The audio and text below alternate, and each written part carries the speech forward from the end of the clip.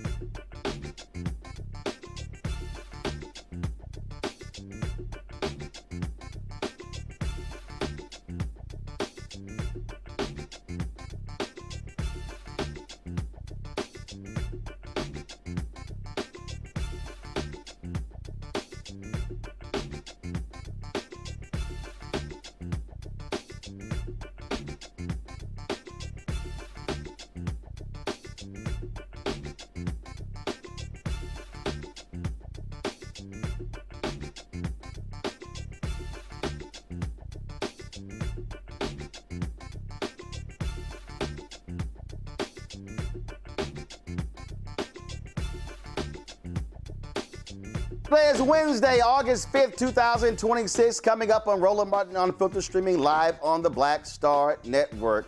Y'all, today's the 3rd anniversary of Montgomery, Alabama River Walk Ass Whooping Day. We'll recount what took place 3 years ago.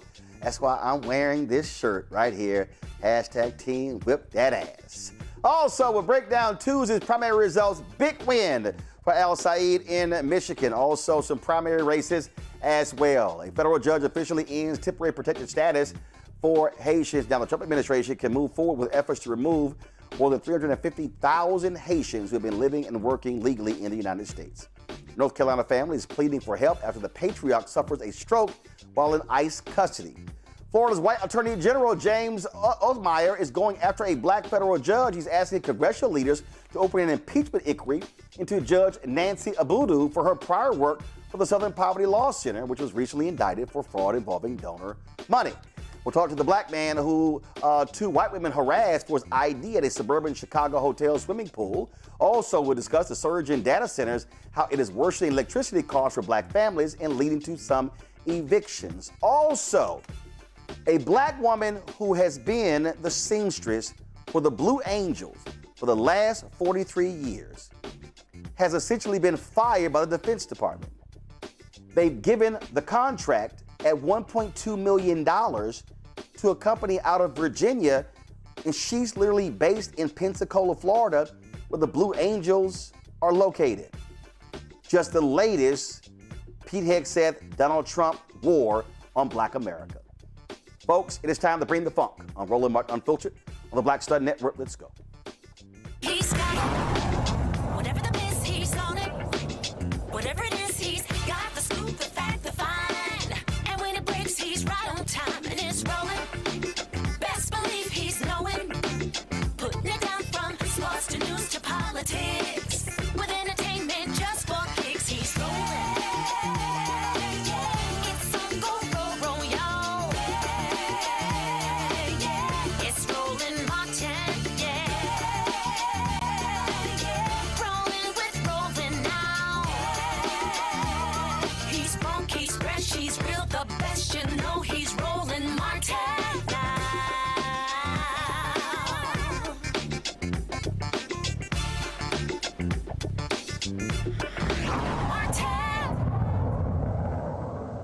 GOP stingers, GOP stinger, GOP stinger.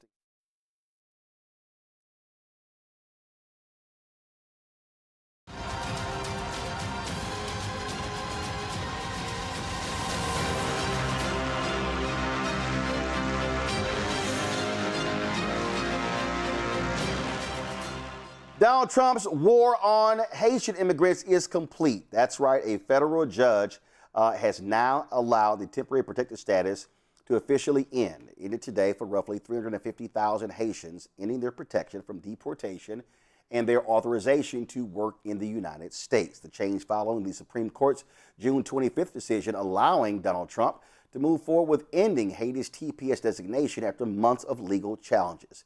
The Trump administration says conditions in Haiti no longer justify the humanitarian program, which was first granted after the country's devastating 2010 earthquake. Now, I have no idea what the hell they're talking about because it's even worse. The change leaves thousands of Haitian families facing an uncertain future as Haiti continues to grapple with widespread gang violence and political instability. The Department of Homeland Security maintains that temporary protected status was never intended to become a permanent immigration program. Massachusetts Congresswoman Ayanna Pressley released this statement. The termination of temporary protected status for our Haitian and Syrian neighbors will devastate our communities, bulldoze our economy, traumatize our children, and separate families who call this country home. The occupant of the Oval Office has decided he gets to act as judge, jury, and executioner to hundreds of thousands of innocent people who have done nothing but seek refuge, strengthen our communities, and bolster our economy. TPS is not only an essential lifeline for those who had to flee countries in crisis, but also for Americans. Businesses will be forced to close from losing their staff, and our local economies will suffer. Seniors and their families will lose their caregivers as we face a caregiving crisis. Children will lose their classmates and their friends. America will lose the talent, skills, and culture that our immigrant neighbors contribute every day. That's why the Senate must immediately pass our legislation to save lives and extend TPS for Haiti, which passed out of the House earlier this year. To our many TPS holders in the Massachusetts 7th and throughout the country from Haiti, Syria, Venezuela, Honduras, and other nations, your worth is not defined by the cruelty of this White House or Supreme Court. Your humanity, your dignity, and your lives matter. This nation is better because of you, and I will do everything in my power to support you and your families. The reality is these people do not care. They are careless. It was Adam Sir with The Atlantic who said cruelty is the point. He was talking about, of course, Donald Trump and this Supreme Court, like Selma Alito, allowing it to happen. And so they don't care. They don't listen to Ohio Governor Mike DeWine, Republican, who's talked about the Haitians in Springfield, Ohio. The reason Congresswoman Ayanna Pressley is so concerned is because of the role that many Haitian immigrants play in the healthcare nursing industry there in Boston and in Massachusetts. But again, what these folks want, what Stephen Miller wants, what Donald Trump wants, what Peter Hegseth wants, what they want is a white America. They only want white people in this country. They don't care if they actually rip apart families. They don't care if they send people back to countries where they have not lived for 10, 15 years. They don't care if they go back to horrid conditions. They don't care if they go back and end up being killed. Because for them, America has always been for white people. My panel, Rebecca Carruthers, President, CEO of Fair Election Center, joining us from D.C., Robert Patillo, civil rights attorney in the Patillo Law Firm out of Atlanta, Dr. Derek Jackson, state representative out of Georgia, joining us from Atlanta as well. Glad to have all three of you here. Robert, I'll start with you. My point is, listen, it's about white. It's about whiteness. It's about white supremacy. It's about white nationalism. If they could get rid of every black American, trust me, Donald Trump would ship us anywhere out of this country. And, that's the amazing thing. And as the resident Haitian here on the panel, I think it's important for us to understand that President Trump has made it very clear that he does not care about the ongoings or what happens with other communities, other groups, and other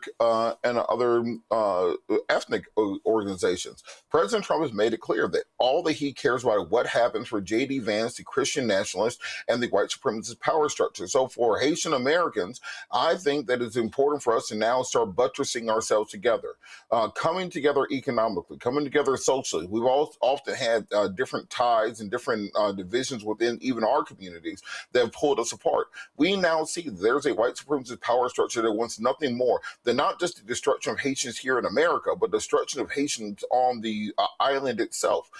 And with that, we have to build up ourselves. We can no longer depend or even hope for the acquiescence of the same people who have historically sought to dismantle all of our institutions, to dismantle our society, and to dismantle us as a people. So now is the time to come together to build strong and to say, how can we rebuild Haiti? Despite the strong power, despite what's been going on overseas, what can we do to build up our homeland? Because we are entering into a section of world history very similar to 1919.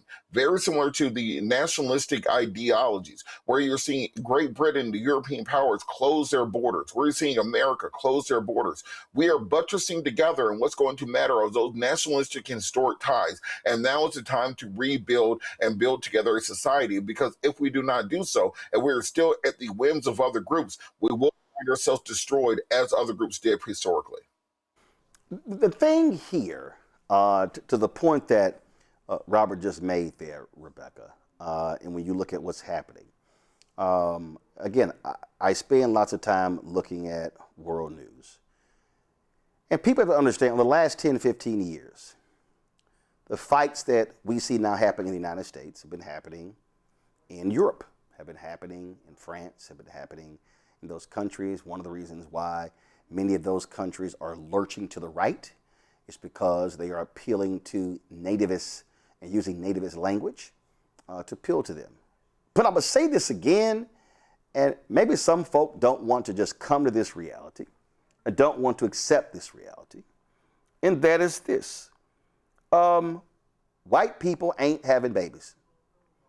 Fertility rate across the world is dropping. And Elon Musk is always talking about this. He's always tweeting about this here. And so they're not making new white people. The population growth in the world is being driven by Africa.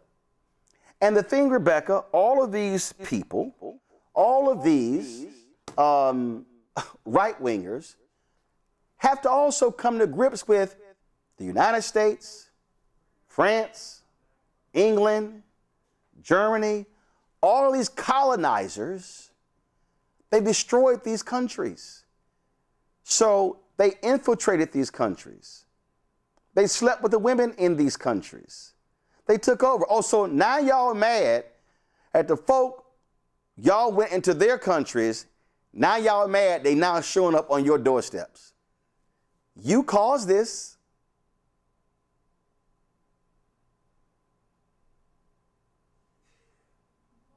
Rebecca, you on mute? We can't hear you. There are a few reasons why Black folks in this country have to deeply care about the plight of the Haitians and the removal of this designation. Going back historically and understand that it was the Haitians that led the first African rebellion against the West, against the colonizers. Rebecca, hold on. We're having a serious echo with you, so I want to fix that. Derek, your thoughts? Yeah, so listen, Roland, here we go again. This is another classic example that we continue to hear from these individuals who do not understand how the system works. When someone says the TPS was meant to be temporary, the T in TPS is temporary, right? So by them targeting these 350,000 Haitians, by them losing their legal protection, with the end of TPS, that would negatively impact 190,000 active workers in our healthcare, in our agriculture, in our textiles. And then not only that, these Haitians are contributing. They're taxpayers. Let's talk about that. $5.9 billion. I did the research. It says $5.9 billion of these 350,000 Haitians are contributing. And then the last point I would make is this. As you've already stated about the governor of Ohio. The governor of Ohio, they intentionally went after this community to help save Springfield. Springfield is a municipality that was dying on the vine. They brought in about 15,000 Haitians and their families, which bolstered this municipality. And now Springfield was thriving and surviving until all this came about. This attack against Haitians is just ridiculous on its face. And so this, to me, in my humble opinion, is a civil rights attack. When you go after Haitians, they're also going after all of us. And so I have to look at this as an attack on our civil rights. Absolutely. Hopefully we got Rebecca fixed. Rebecca, go ahead. Okay, Rebecca is not fixed. So let me know when we have Rebecca back. You know, the thing here is, and again, listen, I know that there are a number of our folk, who are anti-immigrant. But I'm just going to keep telling y'all over and over and over again that you can say that, but you need to understand what's really going on in this country and how these things are going to impact us economically. Rebecca, go ahead. Thank you, Roland. I think it's very important for folks in this country, especially Black folks in this country, including people like me whose family has been in this country for centuries, to understand the role of the Africans in Haiti, the Haitians, and how important they are to this hemisphere. It was the Africans in Haiti who led the first successful rebellion against the colonizers, against Europe, against the imperialists, in the fight against African chattel slavery in this hemisphere. And it's very important because ever since 1804, there has been a concerted effort to break the backs and to continually break the backs of Africans in Haiti, the Haitians. And so I think that's very important just to lay out, because there's a lot of discussions on the first 250 years in America, with America as a country, and what the next 250 years look like. If we're actually going to have the final confrontation with white supremacy, if we're actually going to put white supremacy in the ground to forever not pop up again, we have to understand, like, through the movements of Africans in this hemisphere, where we've been successful, and we have to build off of that legacy. So it's very important to understand the moral argument of supporting Haitians in America, the moral argument of pushing back against this administration, because the only reason why this administration is targeting Haitians in this country is because they are Black.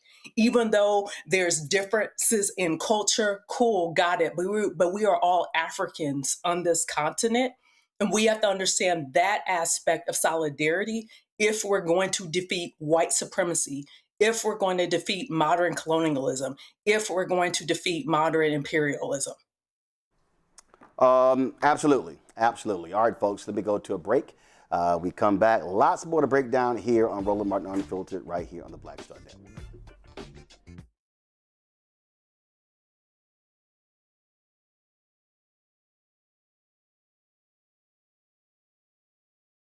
All right, folks, let me get personal for a second. My mom had questions about her Medicare, so she called Chapter, a Medicare advisory company, and she texted me right after saying it's a great benefit.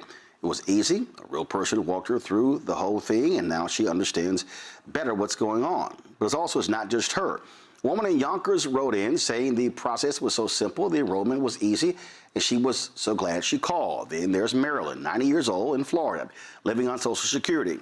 Her premium climbed every single year north of $400 a month for coverage she could barely afford anymore. So what does she do? She called Chapter. They found her the same top-tier coverage for hundreds of dollars less. 90 years old, and finally somebody in her corner. I hear stories like that again and again from our community. The Medicare system was not built to work for you. Too much fine print, too many plans. Yet Chapter's advisors are independent and honest, the only Medicare advisors that compare every plan nationwide. They're focused on one thing, what actually works for you. If you're already in the right plan, they'll tell you. No games. And people who switched with Chapter saved an average of $1,100 a year. All it takes is 20 minutes. You talk to a real person, and it's completely free help. So call Chapter at 724-264-8281, 724-264-8281. That's Chapter. Let me ask you a question. Why do so many people seem to think they know Black men so well? What they think we want, what they think we need. Hell, they even tried to tell us why and how we voted, but never had a conversation with us. Never asked us how we felt, what brings us joy, what makes us angry, what makes us scared. How do we live? That's what this show is about. No translation, because we don't need anybody speaking for us. We can speak for ourselves. This will be a show where we bring brothers on that you don't see on every other talk show. Nope. Brothers that are doing work in local communities with Black men for Black communities. We're going to hear each other and try to understand, so perhaps we can move forward together. No translation, because we don't need anybody speaking for us. Nope. What we need is each other. No translation, right here on the Black Star Network. Check it out. I'm Ryan Wilson, CEO and co-founder of The Gathering Spot, and you're watching Roland Martin Unfiltered on the Black Star Network.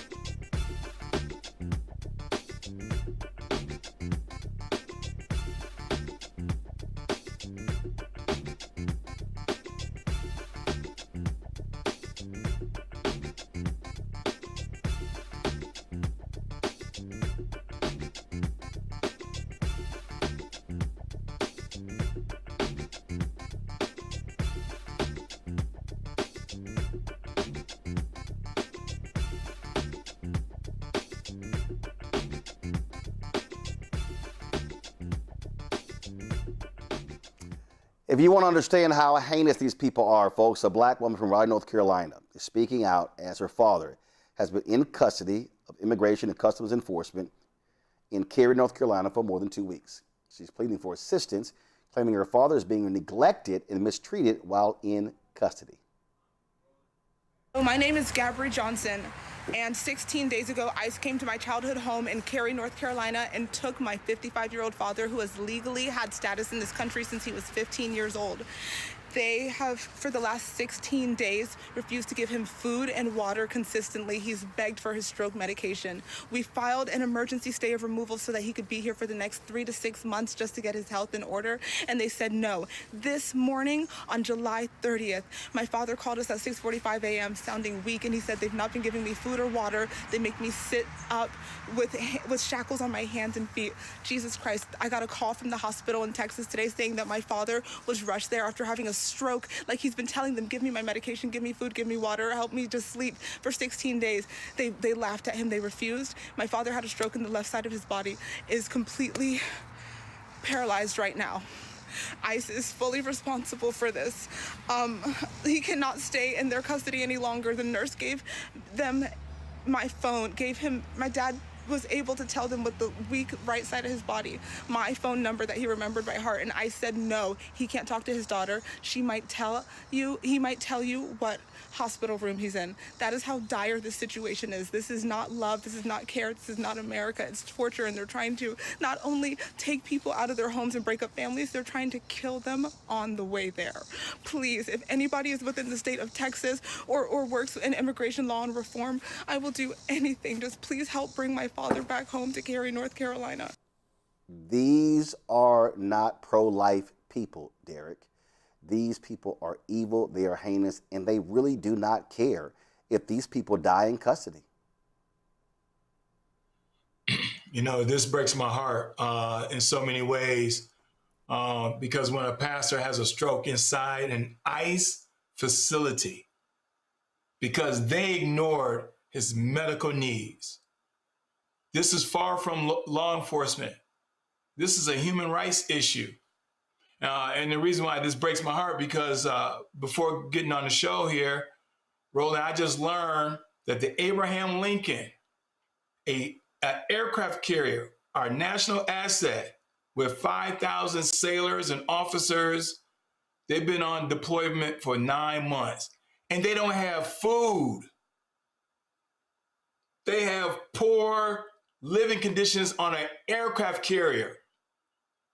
And so not only this situation when a pastor has a stroke inside of an ICE facility, but this is just a small little piece of a macro issue why they don't care. They don't care about Haitians, they don't care about pastors, they don't care about sailors, they don't care about Americans, they don't care. They do not care.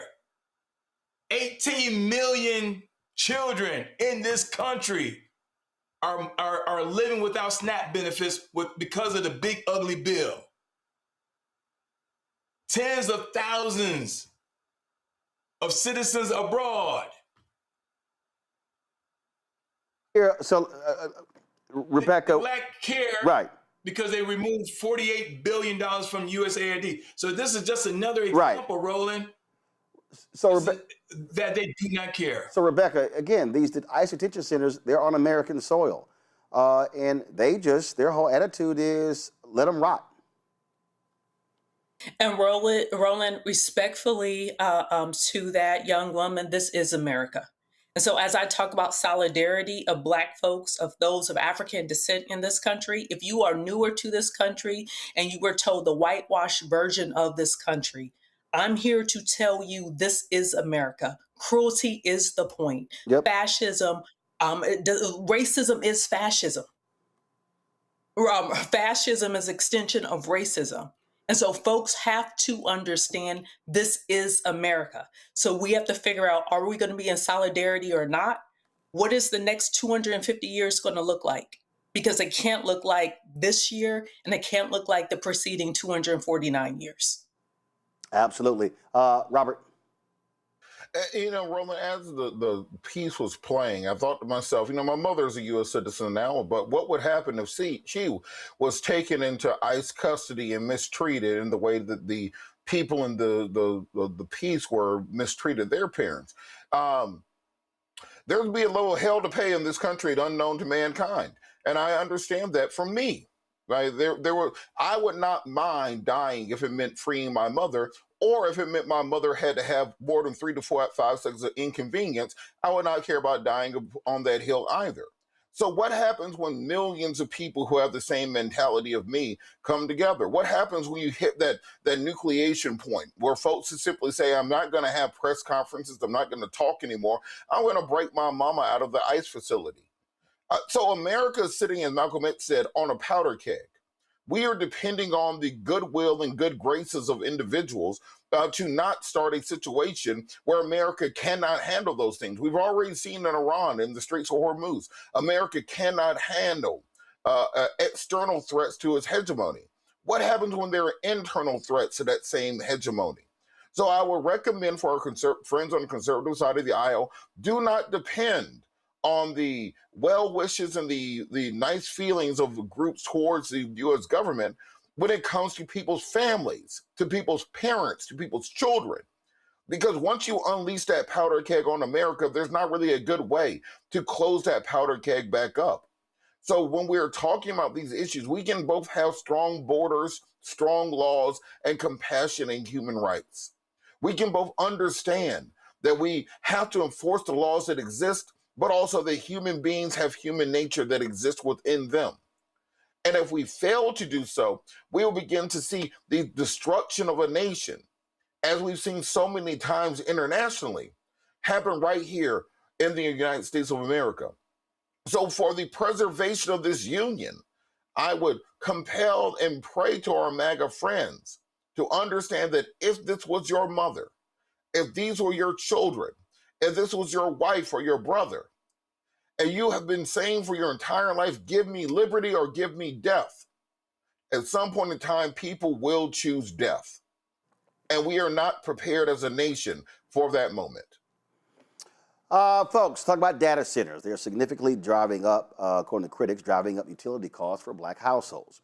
According to the Century Foundation, residential electricity rates have increased by 18% since January 2025. This increase has especially impacted black folks in the South because several new data centers built across majority black areas are increasing the electric demand. To combat spiking rates, Georgia state regulators have significantly increased consumer utility bills, causing frustration among many black residents and leading to evictions. Corey Morgan is Climate Justice Manager of 9 to 5 Georgia.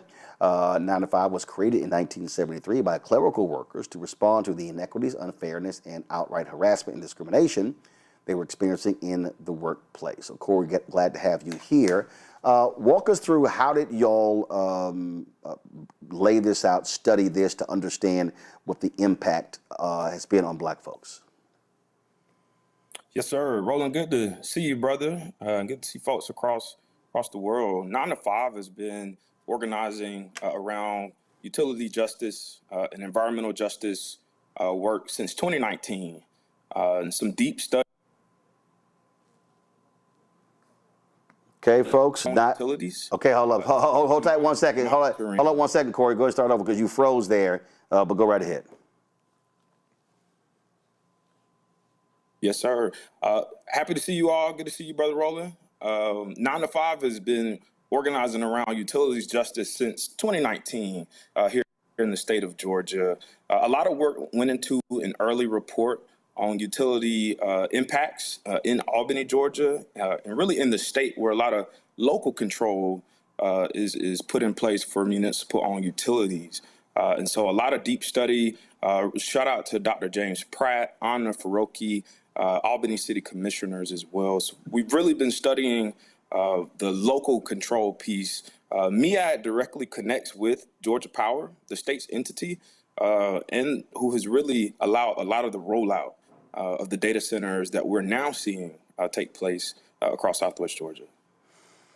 And so, how many data centers did you look at, and where are they located? Are they in rural areas? And give us a sense of the population of those areas. Are they majority African American, mostly African American? Are they a little less than a majority?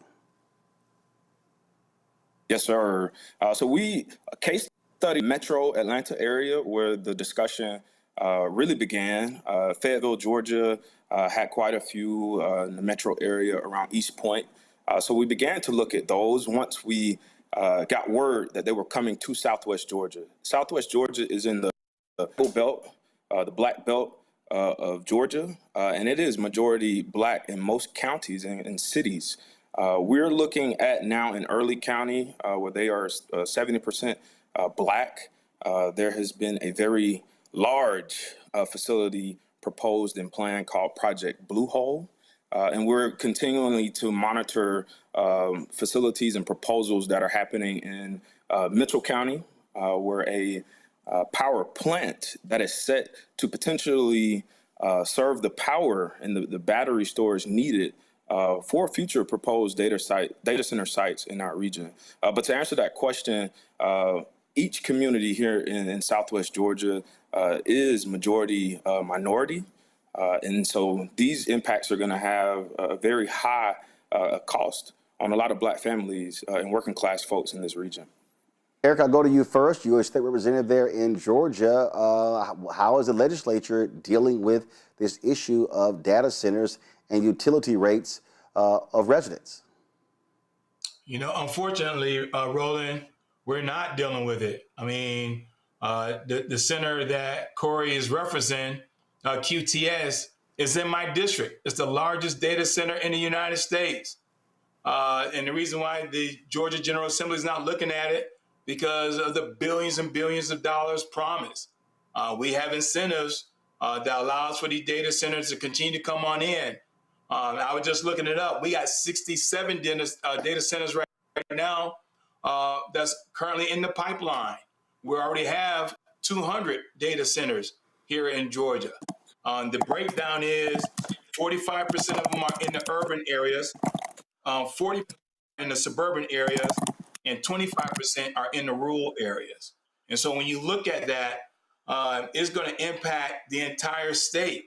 It's going to impact potentially our healthcare, our rising energy costs, and water consumption. And so the Georgia General Assembly continue to have a blind eye because they've incentivized this with the goal of being able to leverage billions and billions of dollars from these data centers. Robert. You know, on this point, one of the things I think that many people don't realize is just the environmental cost that these centers have. It's not just water. It's not just destroying communities. Can you talk a little bit about the just sheer environmental costs that these have for neighborhoods? A good friend of mine, Daniel Blackman, used to work for the Obama EPA, Glenn Keith Flemings. They've been talking about this for decades at this point in time. Can you talk about these brownfields and this idea of environmental racism and the fact that they are putting these things in African American communities and not other low-income communities?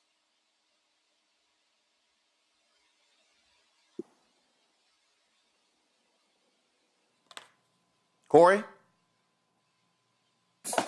Corey, that question was Yes, for you. Sir. And again, that is what we're seeing here in Southwest Georgia. Okay. And another issue hold, Corey. For some reason you froze again. You said that's what we're seeing in Southwest Georgia. Go ahead, pick it up from there. Yes, sir. That is what we're seeing and battling in Southwest Georgia. Another large issue with this is the transparency issue, even from the local officials that are overseeing these processes. We're seeing development authority representatives and even county commissioners fail to be transparent and give communities enough notice. Right now, there's a lot of pushback in Mitchell County, Georgia, with the proposed 1,500 megawatt power plant facility that is being brought forth by Next Era Energy, one of the largest energy corporations on this side. And they're also going through, Next Era is going through a historic merger with Dominion Energy. And again, commissioners, authority members have been exposed. We've pulled open records requests where these government entities, public officials, have said in email that we don't want this to get out to the public yet, and we know why. We showed up 150 plus residents at the last two meetings of this body, and this is exactly why they've lacked the transparency. They did not want folks to know. They just want to rush these projects through and take on much of the incentives that they've been promised by these corporations. Rebecca. Thank you so much for being on the show tonight. I've been having conversation with different Black folks across the country about data centers. There are some folks like me that are strongly concerned about the privacy issues, especially understanding that Flock is collecting the data on us and it's being housed at these data centers. There's, of course, the environmental issues. But some of the pushback that I've heard is folks asking whether or not if the true issue is that these data centers aren't being built to be sustainable. Instead, they're just being built and they're violating Clean Skies Act, Clean Air Act, et cetera. Is that the issue, or can you explain the broader issue around data centers? Absolutely. One of the biggest broader issues has been the impact that this is going to have on the natural environment in Southwest Georgia.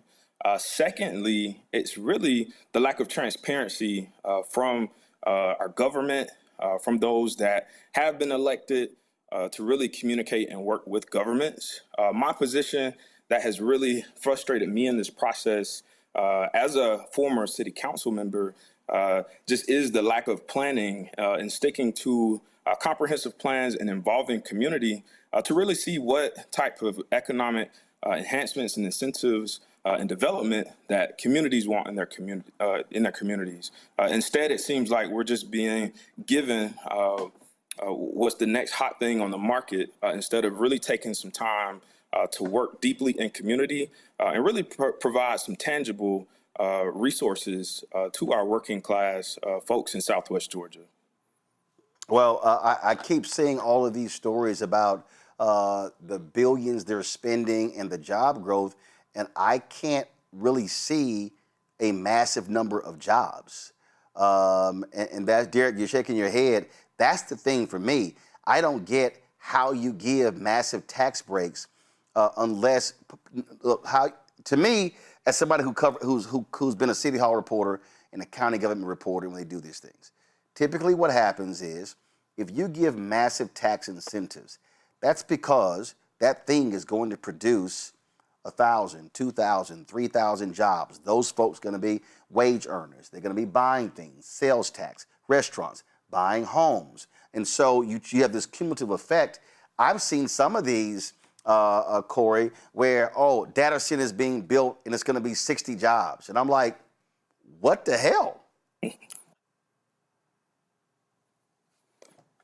Absolutely, Roland. And really, I want to point to the case study in Blakely, Georgia. We have a situation there where this community has lacked investment over the years. And this data center project by QTS is coming on the heels of one of their largest employers closing. It was a paper mill, and it closed, but it provided a great deal of jobs to that community.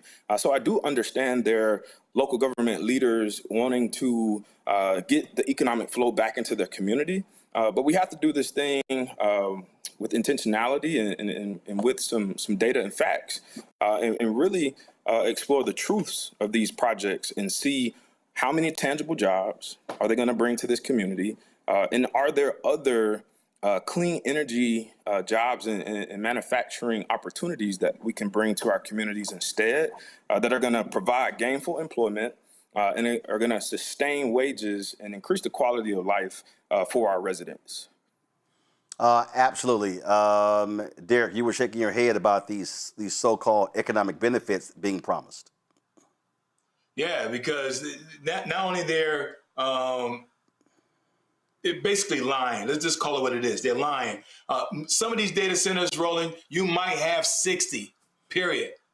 And we're talking about 2 to 3 million square foot buildings, right? They're also incentivizing movie filming buildings to go from a movie studio and convert into a data center.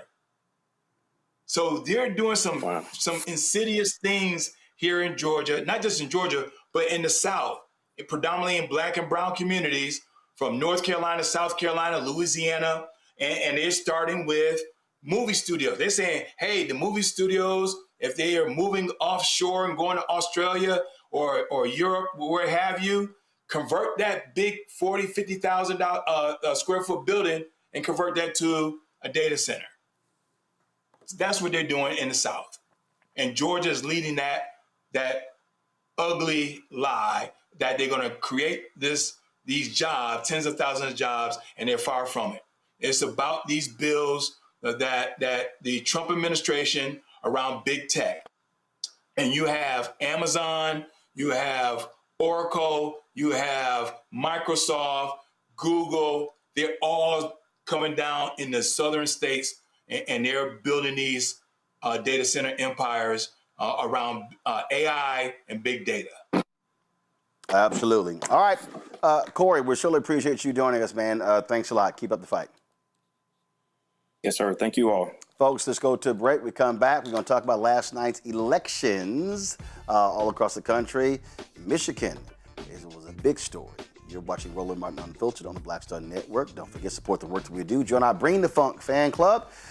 You can support us at any moment. If you want to contribute via Cash App, use the Stripe QR code. You see it right here. It's for credit cards as well. If you're listening, go to blackstarnetwork.com for ways to donate. Checks and money order, make it payable to Roland Martin Unfiltered, P.O. Box 57196, Washington, D.C. 20037-0196. PayPal's R Martin Unfiltered, Venmo RM Unfiltered, Zelle, Roland at RolandSMartin.com, Roland at RolandMartinUnfiltered.com. We'll be right back. All right, folks, let me get personal for a second. My mom had questions about her Medicare, so she called Chapter, a Medicare advisory company, and she texted me right after saying it's a great benefit. It was easy. A real person walked her through the whole thing, and now she understands better what's going on. But it's not just her. A woman in Yonkers wrote in saying the process was so simple, the enrollment was easy, and she was so glad she called. Then there's Marilyn, 90 years old, in Florida, living on Social Security. Her premium climbed every single year north of $400 a month for coverage she could barely afford anymore. So what does she do? She called Chapter. They found her the same top-tier coverage for hundreds of dollars less.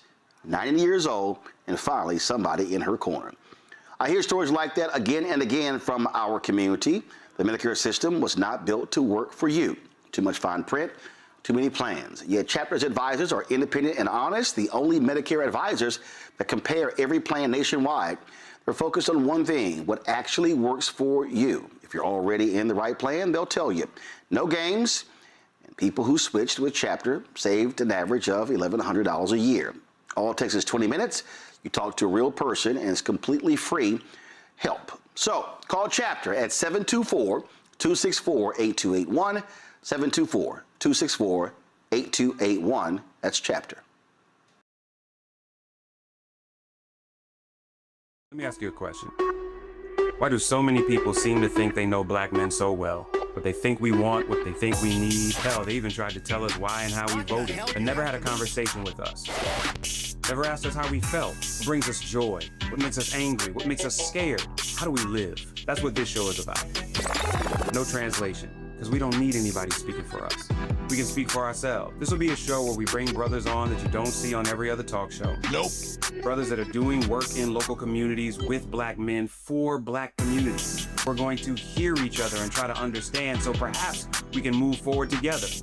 No translation, because we don't need anybody speaking for us. Nope. What we need is each other. No translation, right here on the Black Star Network. Check it out. Hey everybody, I'm T.D. Jakes, and I want to encourage you to watch Roland Martin Unfiltered. It'll blow your mind.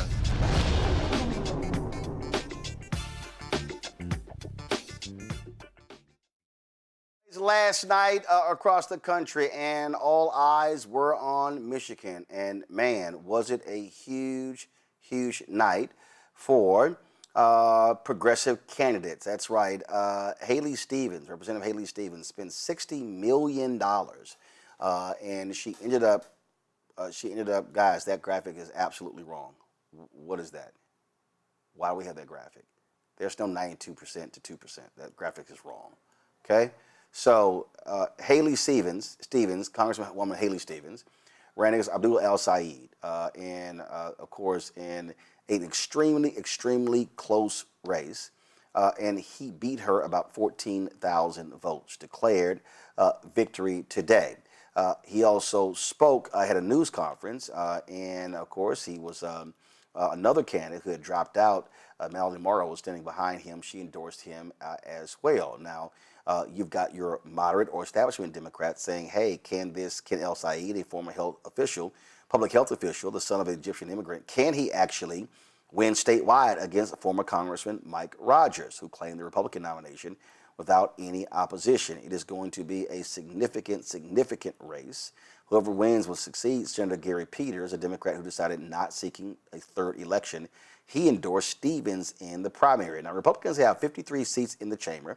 Democrats are going after some red states to flip the 4 seats they need to swing the majority, but they need to hold on to. They must hold on to Michigan. And so that is critically important for them to do so.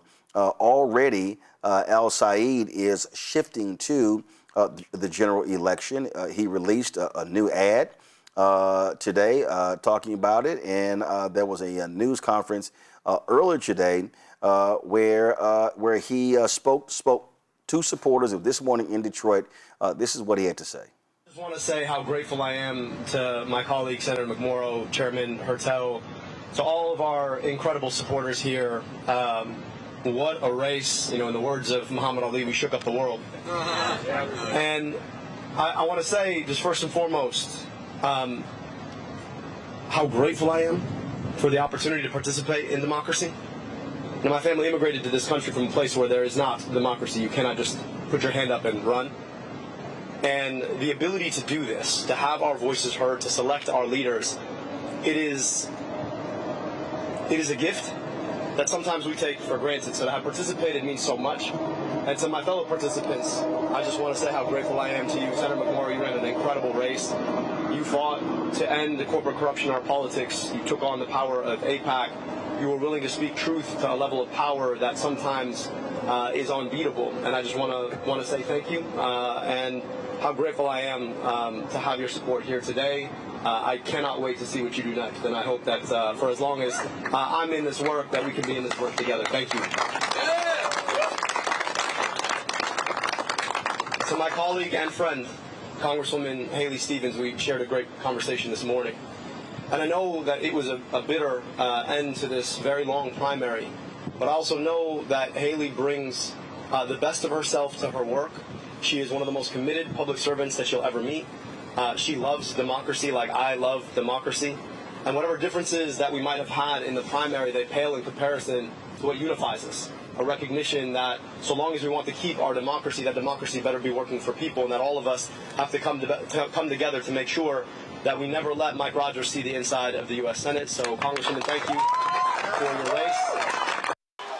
All right, y'all. So that was El-Sayed. Again, folks are saying, hey, can this guy actually win? You look at the enthusiasm surrounding this. Now the question is, how does he bring her supporters all on board? I want to go to my panel. Let's talk about this here. Rebecca, I'll start with you. Just your assessment of what we saw last night in this U.S. Senate race. Sure. So in Michigan, look, the winning formula for any race, because I know I've been looking at all the hot takes and some of the really bad takes online today. Knock on doors, keep the issues local. And the reason why I'm framing it that way, international issues was brought in. When we talk about Gaza, when we talk about the plight of the Palestinians, and for Dearborn, for parts of Wayne County, specifically Detroit, there are, for folks, that became a local issue. it became a very real and relevant issue. And so I just want to be clear for the audience, just because there's foreign policy, international issues that are talked about in a particular race, if it's local to those communities, then it becomes a local issue. And so I know there's big fights over leftists, Democrats, socialists, progressive, moderates in the Democrat Party. I get it. I understand that. But for any candidate, the winning formula is you're going to have to knock on doors. You have to get in communities. And the big thing about knocking on doors, you got to listen to what people are talking about, what people care about. There's a lot of issues that voters are concerned about. There's only a few actual voting issues. And when I say voting issues versus an issue that voters care about, a voting issue is the issue that's actually going to move someone to mobilize and to take an action, and in this case, to turn out to vote. And so for the rest of the primaries and then going into the general, to answer the question, can Al Sayed win? He absolutely can. He has to keep the issues local to the communities that he's having conversations with. He has to knock on doors. If he continues to do that, he can be victorious in November. The point there is very interesting. I saw a video, Derek, of Francesca Hong, who wants to be the Democratic nominee for governor in Wisconsin. And that was literally what she said. She said what she takes from his race is ignore the noise. Don't get fixated on how much money they're spending on that side, and just seed the ground, target your core base. Yeah, I mean, I've been following this race for quite some time, and, my analysis, a shift is happening. The way he approached Black and brown voters, specifically in Wayne County, right there where Detroit is, he didn't walk in there with the status quo talking points. He made a huge departure from what the conventional wisdom would suggest. The things that Democrats, what we would talk about in the 90s, he wasn't talking about it that way in 2026. He was showing up in Wayne County saying, I see you, I hear you. And no, I don't have $60 million like my opponent, but the few dollars that I do have, you know what he did, Roland? He invested in those Black grassroots organization. He invested in Black media up there in the Detroit area. Those periodicals that was getting inside the barbershops and the beauty salons. And he didn't wait to the last minute. He said he started doing this work back in March, according to his interview he did last night. And so this is the blueprint. Don't wait to invest in Black communities in 30-day windows. Do it months and months ahead. Go in and with those grassroots campaigns, create those relationships and let the folks know, I see you. I mean, he went in there, and my final point is this. He went in there and a lot of folks, I think it had about 150 to 200 folks in the town hall meeting.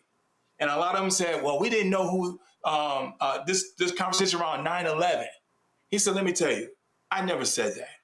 And let me just tell you who my grandmother is and why I read this book and that book, Malcolm X. I mean, he just started going down the line. He said, because I had to realize who I am in this country. And so I think he did a marvelous job. He didn't have a messaging problem. He certainly did not have an engagement problem. He invested in the right way. He did it beforehand. He didn't wait to the last minute. And the results are what they are. Robert, Abdul El Sayed was on a morning show yesterday. And the folks at the Tennessee Holler put together this mashup. And I thought it was great. And it really spoke to what Rebecca said by focusing on issues here and not abroad. Check this out. My commitment to Jewish safety is the same as my commitment to the safety of my own kids. We have a responsibility to take on anti-Semitism in all of its forms wherever we see it. It's the same responsibility we have to take on Islamophobia. I know what it's like to be discriminated against for how I pray. I've experienced it myself, and nobody should have to feel that in a country where we believe in basic freedoms. And so the things that bring us together are so much bigger than the things that divide us. Whatever we may think about our funding for a government 6,000 miles away, I think we all agree about the funding for our schools that might be 2 miles away, and the funding for our roads that we drive on to get there, and the funding for our health care that we all need and deserve. I just think we need to treat Israel the way we would treat any other country who behaved the way that Israel is behaving. I understand that Netanyahu is a big reason why they've gotten so aggressive, frankly, so bloodthirsty under his reign. It's impossible for us to say that we want a two-state solution while we've been aiding, arming, and abetting the very people who've been trying to foreclose on the possibility of a Palestinian state. And ultimately, in the end, I don't think any of us pay our taxes so that a foreign government gets a bomb or a tank. We pay our taxes so that our kids get good schools and functional infrastructure, and too many of our kids just don't have those things right now. I just don't believe in unconditional foreign military aid. That includes Israel, but it also includes Egypt, where my family immigrated from. Our kids have a right to our tax dollars. About 10 minutes away from schools that look like they did 50 years ago. Our money should be spent here rather than sent in the form of bombs or tanks to foreign governments, particularly when they're doing the most heinous things with them. I also just believe in international law, and I think we need to hold all foreign actors accountable to that international law. We've watched as Israel has conducted a genocide, has at baseline done apartheid, and has taken us into a war we have no business fighting. So that, to me, right there, Robert, I think was an absolutely, granted, it was a compilation, but excellent answers, especially if he said, wait a minute, my people came from Egypt, and I don't want to send our money to Egypt. And so when and then I love when he said, oh, so if I don't want to send the money to Egypt, but y'all say I'm anti-Semitic if I don't want the money going to Israel, why y'all not calling me anti-Muslim, anti-Arab? And you know, this is the conversation that has to happen in American politics, because having worked on Capitol Hill for a couple of years, I can tell you the Israeli lobbyists walk into congressional offices as if this is their office. And the Congress people who are currently there are just renting it from AIPAC. And that is not what the American people signed up for. I believe that if Haiti, I'm very partial to Haiti, started bombing schools and hospitals in the Dominican Republic, taking them over and declaring a buffer zone and saying they have a right to exist, I feel like America would have a very negative reaction to that.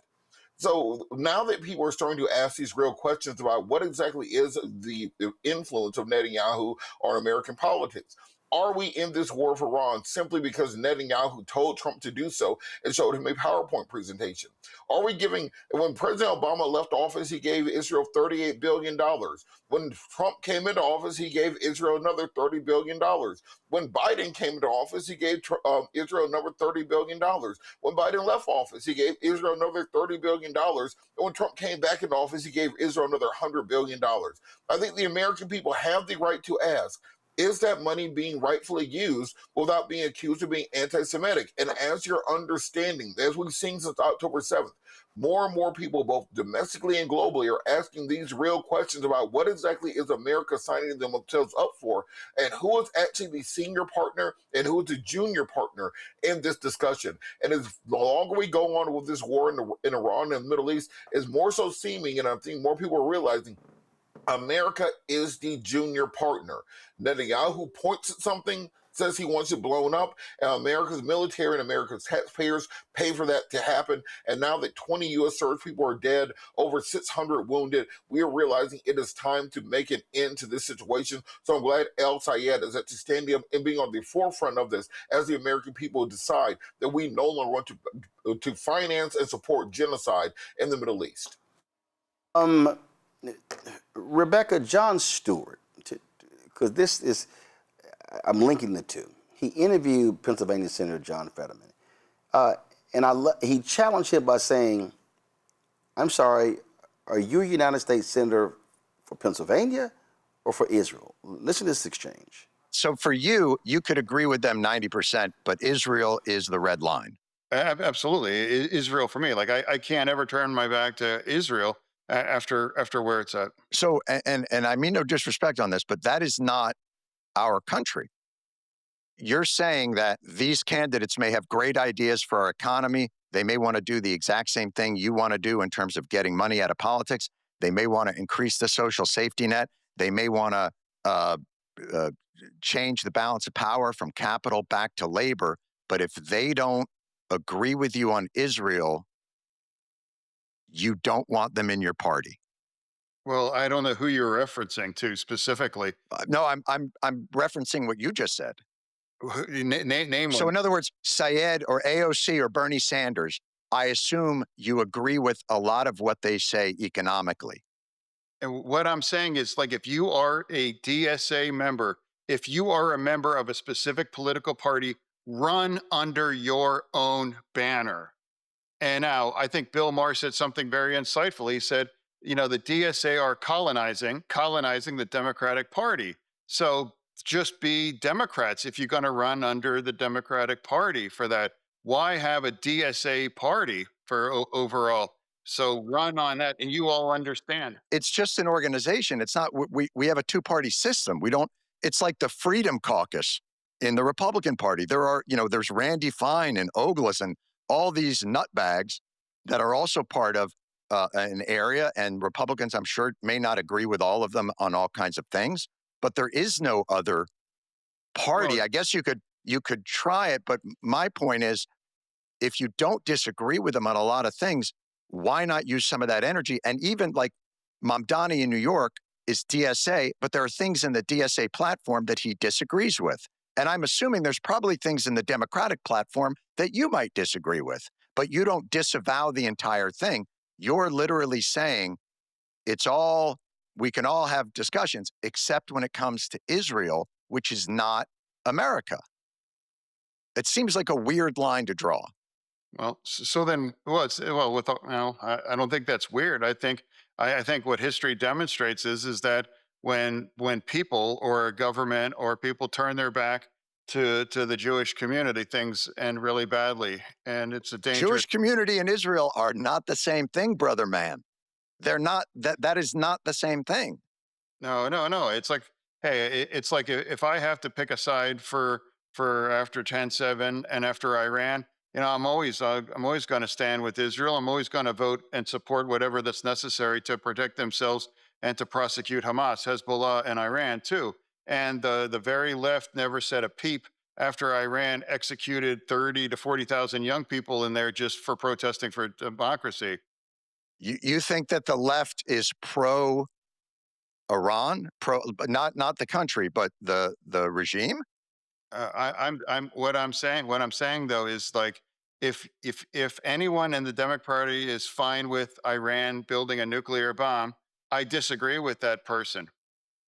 I think most people are. Again, I think you're caricaturing the issue. But I want to. Is there anything you would criticize Israel about?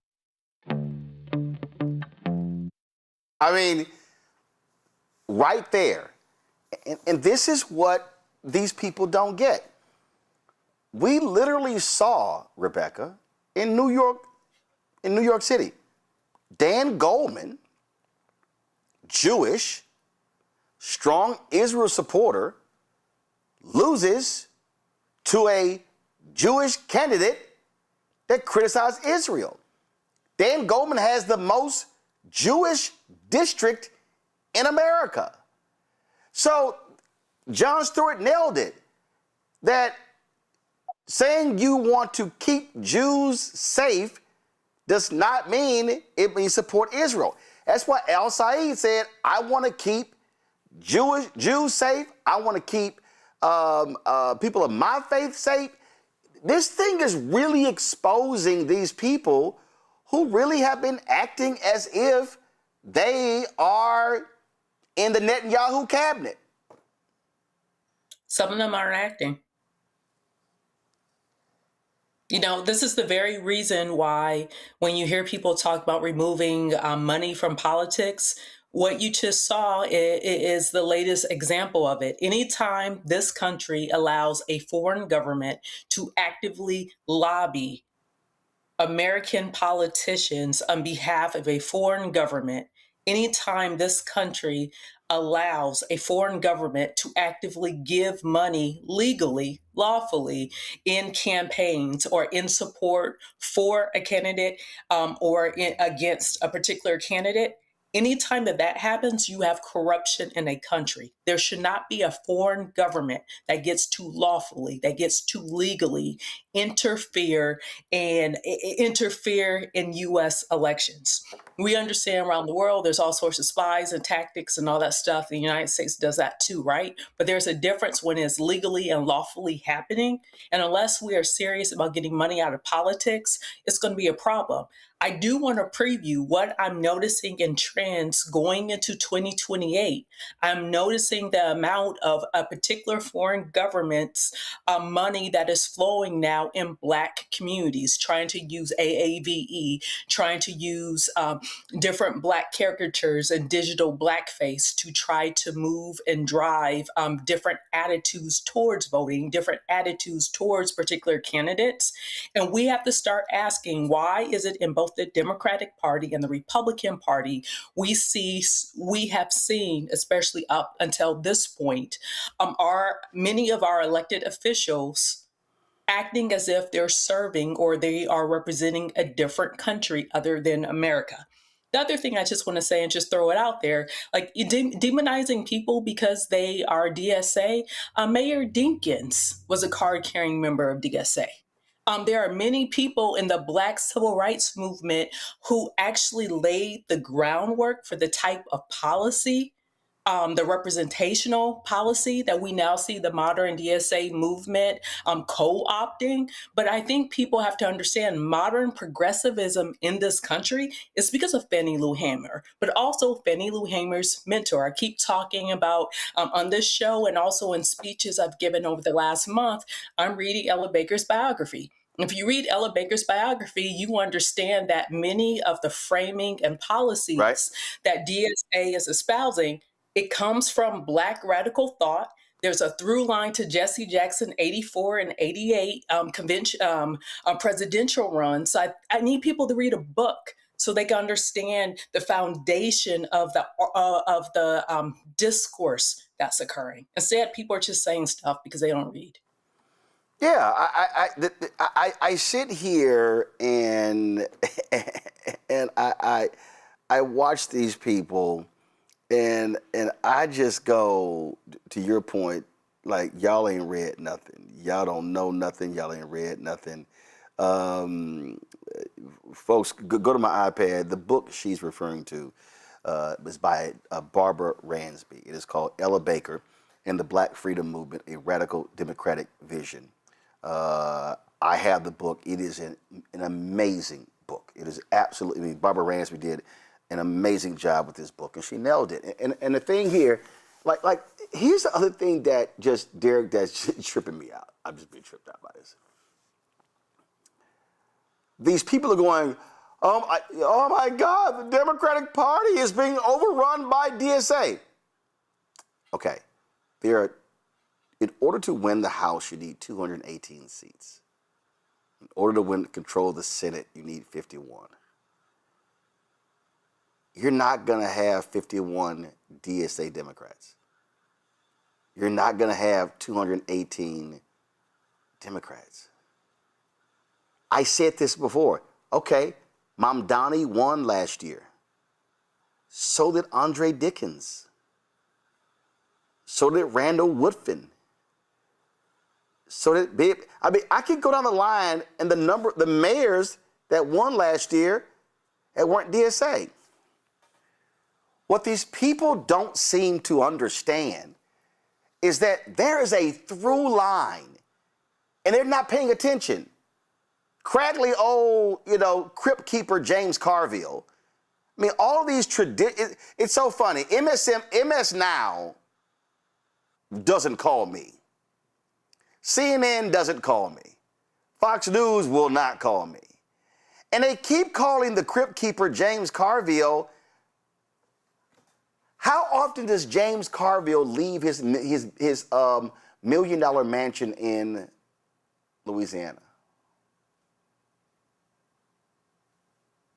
How often is he literally on the ground talking to people?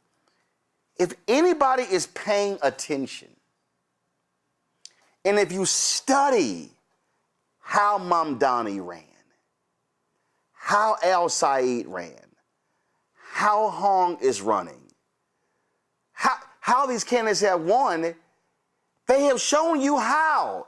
They have been laser-like on the very specific issues. What happened in that debate in New York City?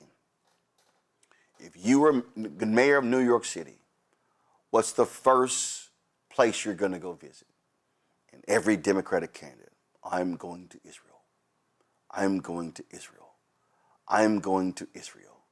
And Mamdani, I'm going to New York City because I want to be the mayor of New York City. And Mamdani's point was, y'all aren't bringing up any other country. You aren't bringing up any other country. And so he knew what the game was. And when he said that, I said, y'all, race over.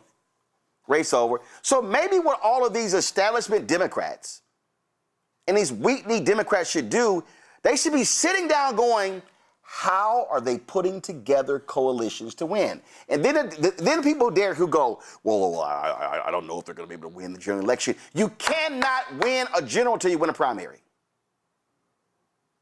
And so for me, am I DSA? No, I don't use any label. What I do know is that if you win, that means you got more votes than the other person, Derek. And that means you connected with voters in a way that caused them to come out and support you. Maybe establishment Democrats should shut the hell up and start analyzing how they are winning. And Carville needs to get out of 1990s, right? Because he's stuck in the 1990s. Every time he gives some kind of consulting or analysis, it's what we did for Bill Clinton. We're not there in the 1990s no more, Carville. Here's the other point. Roland and you and Rebecca hit it, right? I mean, if you think about DSA, a lot of folks don't know what DSA is. They're not walking around there. Madami didn't walk around and say, I'm DSA. No, what Madami said is, I got an economic policy that includes you, working families. We're going to talk about child care. If for those who are renting, we're going to deal with renting. We're going to cap renting. We're going to make sure that you have a job. We're going to make sure that the potholes are taken care of. We're going to make, right? And those are the issues that folks want to hear. But these candidates are showing up. They're not allowing for the TV ad to speak for them. They're showing up so they can speak with the folks they want to lead. They're having a conversation. They're engaging them, right? They don't have a messaging problem because they are engaging. They say, this is what Miss Jones wants. Miss Jones is a single grandmother taking care of her 4 grandchildren because her children are working 2 or 3 times, 2 or 3 jobs, and they don't have time to take care of my grandbaby, right? Those are real issues. They're not some macro issue. Here's the final point I would make too, Roland, that these candidates that are winning, like the young lady over in Colorado, she's 29.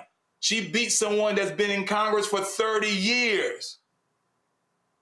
She beat someone that's an incumbent. She didn't have the money. So money been in politics well before the 2010 Citizens United decision. And so they don't walk around talking about they don't walk around talking about vilifying the other opponent. They're saying, if you get me in office, these are the things that I would do. One, because I see you, I hear you, and I'm going to deliver. And that's what you're starting to see up in Chicago. That's what you see in the mayor of Atlanta. That's what you see all of these last wins in the last 12 months. They're delivering. And they're saying, the hell of high water. We don't care what the Trump administration is doing, but it's on our watch. We're going to make sure our children are fed in school. We're going to make sure that you have a proper public education. We're going to have books so they can read, because our readership right now is at 29%.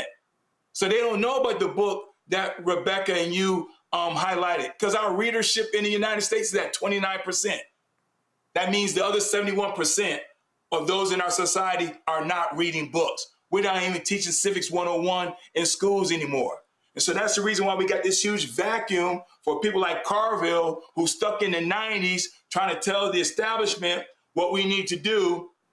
And then when they lose, they go, oh my gosh, We put $60 million there. We did a $60 million ad buy, and guess what, Roland? She lost because El Sadi was on the ground talking to people, doing 2 or 3 town halls every week. That's what it takes. Robert, to that point, someone posted this here, and the OSOF campaign saw this clip, and they said, I think we're going to post it.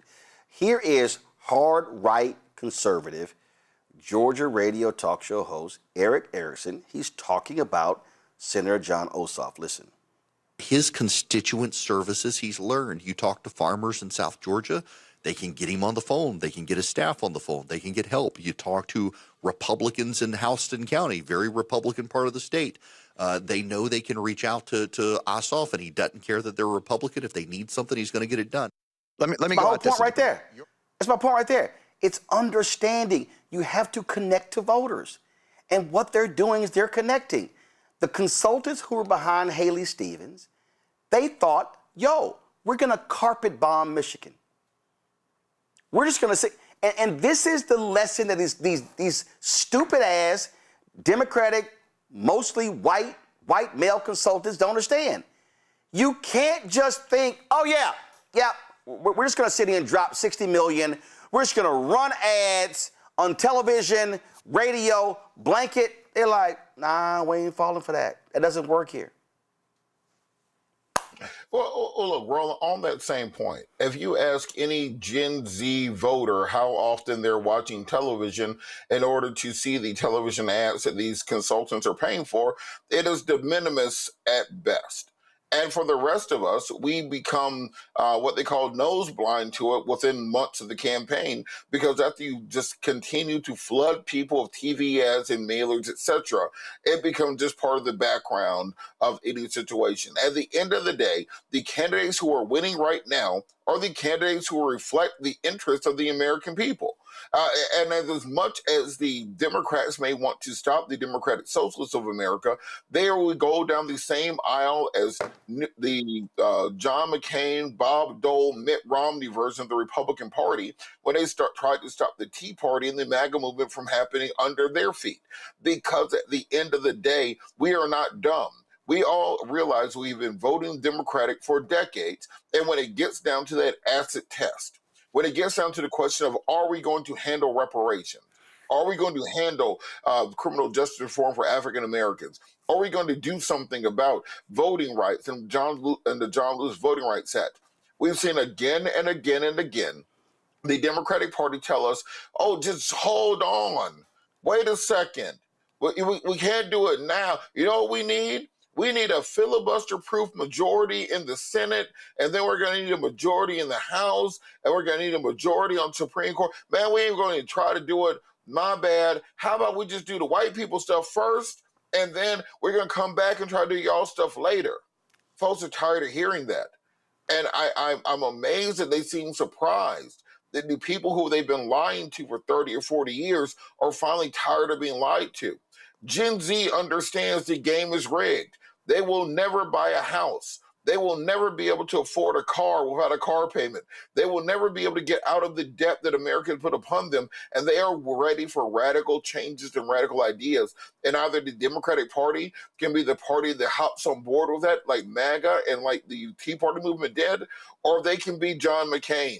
They can be Bob Dole. This is that moment for the Democratic Party. But at the end of the day, time waits for no man and it waits for no party. Yeah, I just don't really understand how these people are not paying attention, how they don't understand. Let's look at, you had some other key races that took place. Of course, when you look at Missouri, of course, you had a major race. Actually, before I go to Missouri, you had some interesting races here where you had the Michigan 13th, where you had Donovan McKinney, DSA candidate. He beat sitting Congressman Sri Banadir.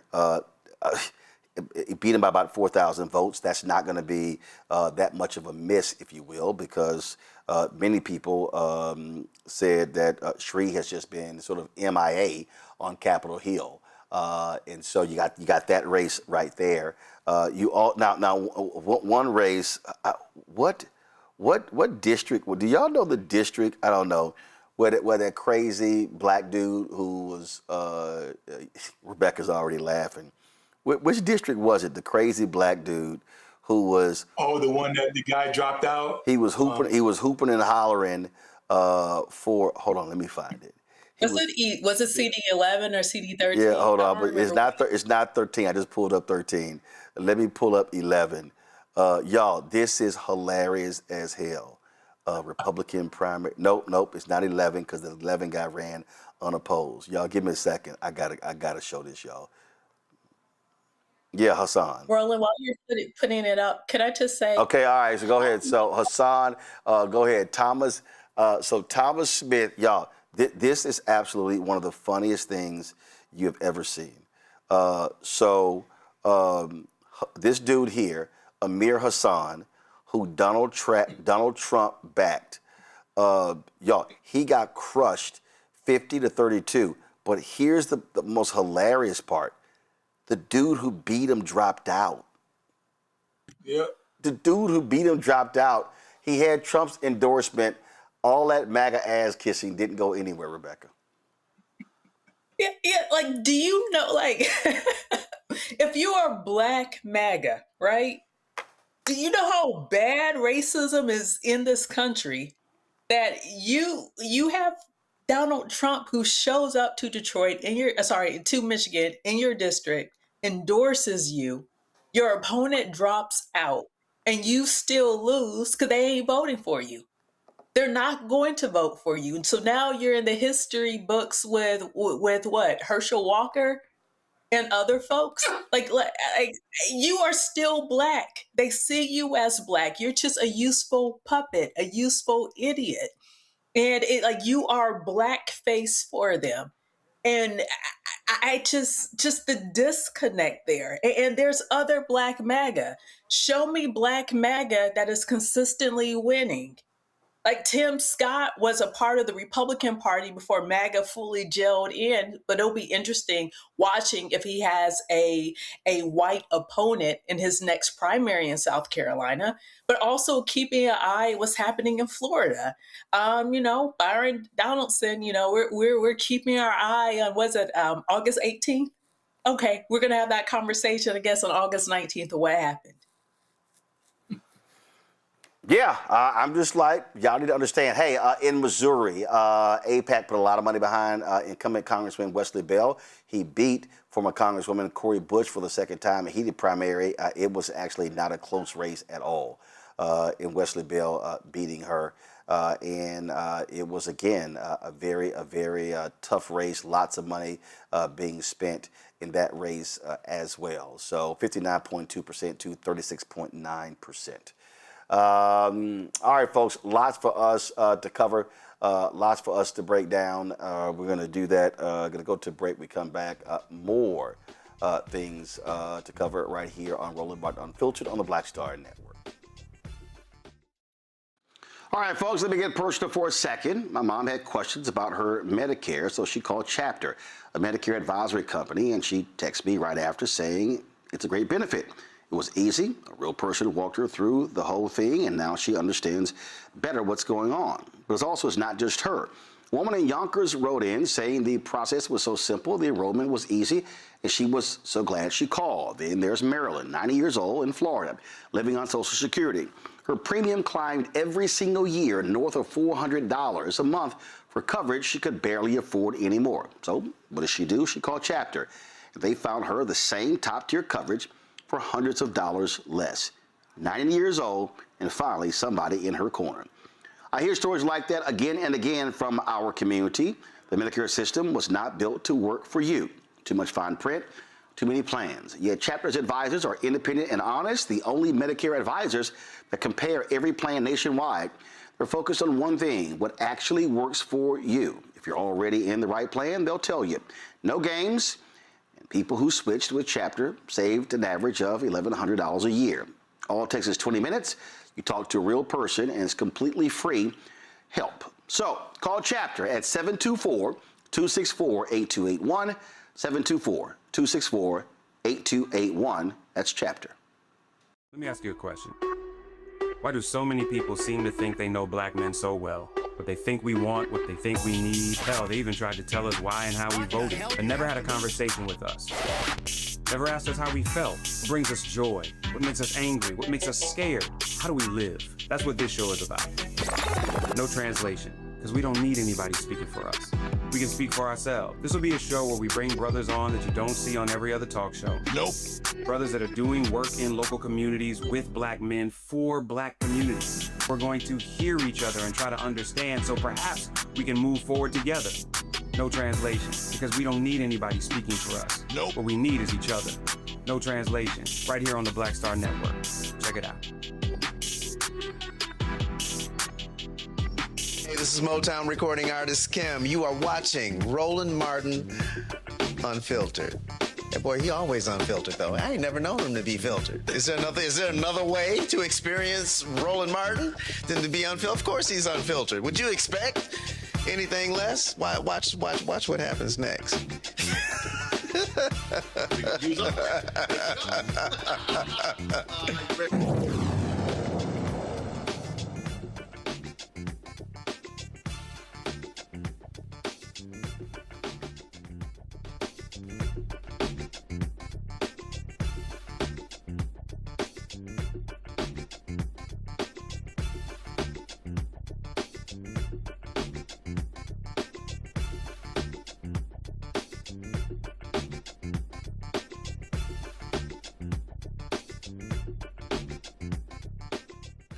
Yesterday, we told you about a black family that faced harassment from two white women while trying to enjoy the pool at a hotel in a Chicago suburb. Leo Sullivan and his children were staying at the Arton of Warrenville Hotel when one of the women called cops on them not once but twice. One of the women repeatedly demanded to see Leo's identification, even though he had already provided proof that they were registered guests at the hotel. Well, Leo and his attorney, Michael Sterling, join us right now. I'm glad to have y'all here. Leo, first and foremost, how long were y'all staying at this hotel? We had booked the hotel we booked the Airbnb for 5 days. Okay, so this was an Airbnb or was it a hotel? It was an Airbnb, my bad, Airbnb. Okay, gotcha. All right. So was this a common pool for residents with properties there? Yes, it was a common pool. Actually, it was our last day there, and my 8-year-old, he had wanted to spend some time at the pool, and since it was the last day there, I decided to take him down there. We all went down as a family, and that's when everything transpired. As we were sitting at the pool, I was reading a book, and I was approached by this young lady, and she was very agitated. She was adamant. She told me that I had to leave the pool. But actually, her verbatimly, she said, you people have to leave. And I was like, pardon me? And she was like, you have to leave. And I was like, why would I have to leave? And she was like, you don't belong here. And I do belong here. And then she went on to question me. And I remember explaining to her that I have I'm staying here. This is the room that I'm in, the apartment that I'm in. I showed her my keys, and she had if you look at the film, the young lady has a piece of paper, and she looked on a piece of paper and she saw that I actually were a resident there. I was living there for those 5 days, and she just stormed off, and I went back to reading my book. And the next thing I know, she came with this other female, and she was very agitated, and she just said, you have to leave. And I was saying, leave for what? And she was just really upset. And she told me that the reason I had to leave because I wasn't a resident then. I was like, I do live here. I'm in an Airbnb. And just everything just went left. And that's when she be. So I'm confused. Were these white women security? Were they management? They just... So I didn't know at that particular time, because I've been inundated with just all these onslaught of communications telling me that there have been other people, President to me, Black people, had the same similar experiences. One young lady, Tiffany, she told me that she was actually arrested. Karen had her, not Karen, her name is Shirley Black, I apologize. She was arrested by her, and it's a normalcy actually for her to actually call the police. The police are accustomed to coming there and, dealing with situations when she reports these incidents to Black people. And it's really unfortunate because it really traumatized myself and my children. Yeah. I mean, you got son crying. I mean, he's scared that the cops are going to come and it's going to harm you. I mean, we've covered way too many stories how basic calls from cops end up with a Black man being dead. Michael, I want to go to you. Here's my biggest deal. These white folks do not have the authority just to demand. We have done a lot of other stories. This happened at other pools, show me your key, show me your this. And listen, Leo was nice. He was nice. He was. Because I'd be like, they better take your white ass on. I mean, again, I'm sorry, if you're not management or security, who the hell do you think you are challenging somebody and questioning, asking to prove that you should be here? And Roland, I think that's why Leo's story has resonated, because it's just not about one swimming pool in Chicago, right? It's about whether or not we're going to accept a society where some people automatically are presumed to belong, right? And other people have to prove they belong, right? He's sitting at a swimming pool with his two boys, and what they're saying is, you need to prove you belong, but we're going to presume that everybody else who doesn't look like you belongs. And that's why it's bigger than just one swimming pool in Chicago. And Roland, his son, the reason this story resonated with me is his son and my son were basketball teammates. Right. Kingston, yeah, that's how the relationship. Actually, that same week we had saw each other on the plane. We actually saw each other. We were on the same plane on our way to Chicago talking about our sons playing basketball together. And I saw this video and I immediately reached out and said, oh my God, I cannot believe this. And I'm a former federal prosecutor in Chicago. And so immediately I said, tell me what it is I can do to help. So what's the plan? I mean, what are y'all going to sue these women?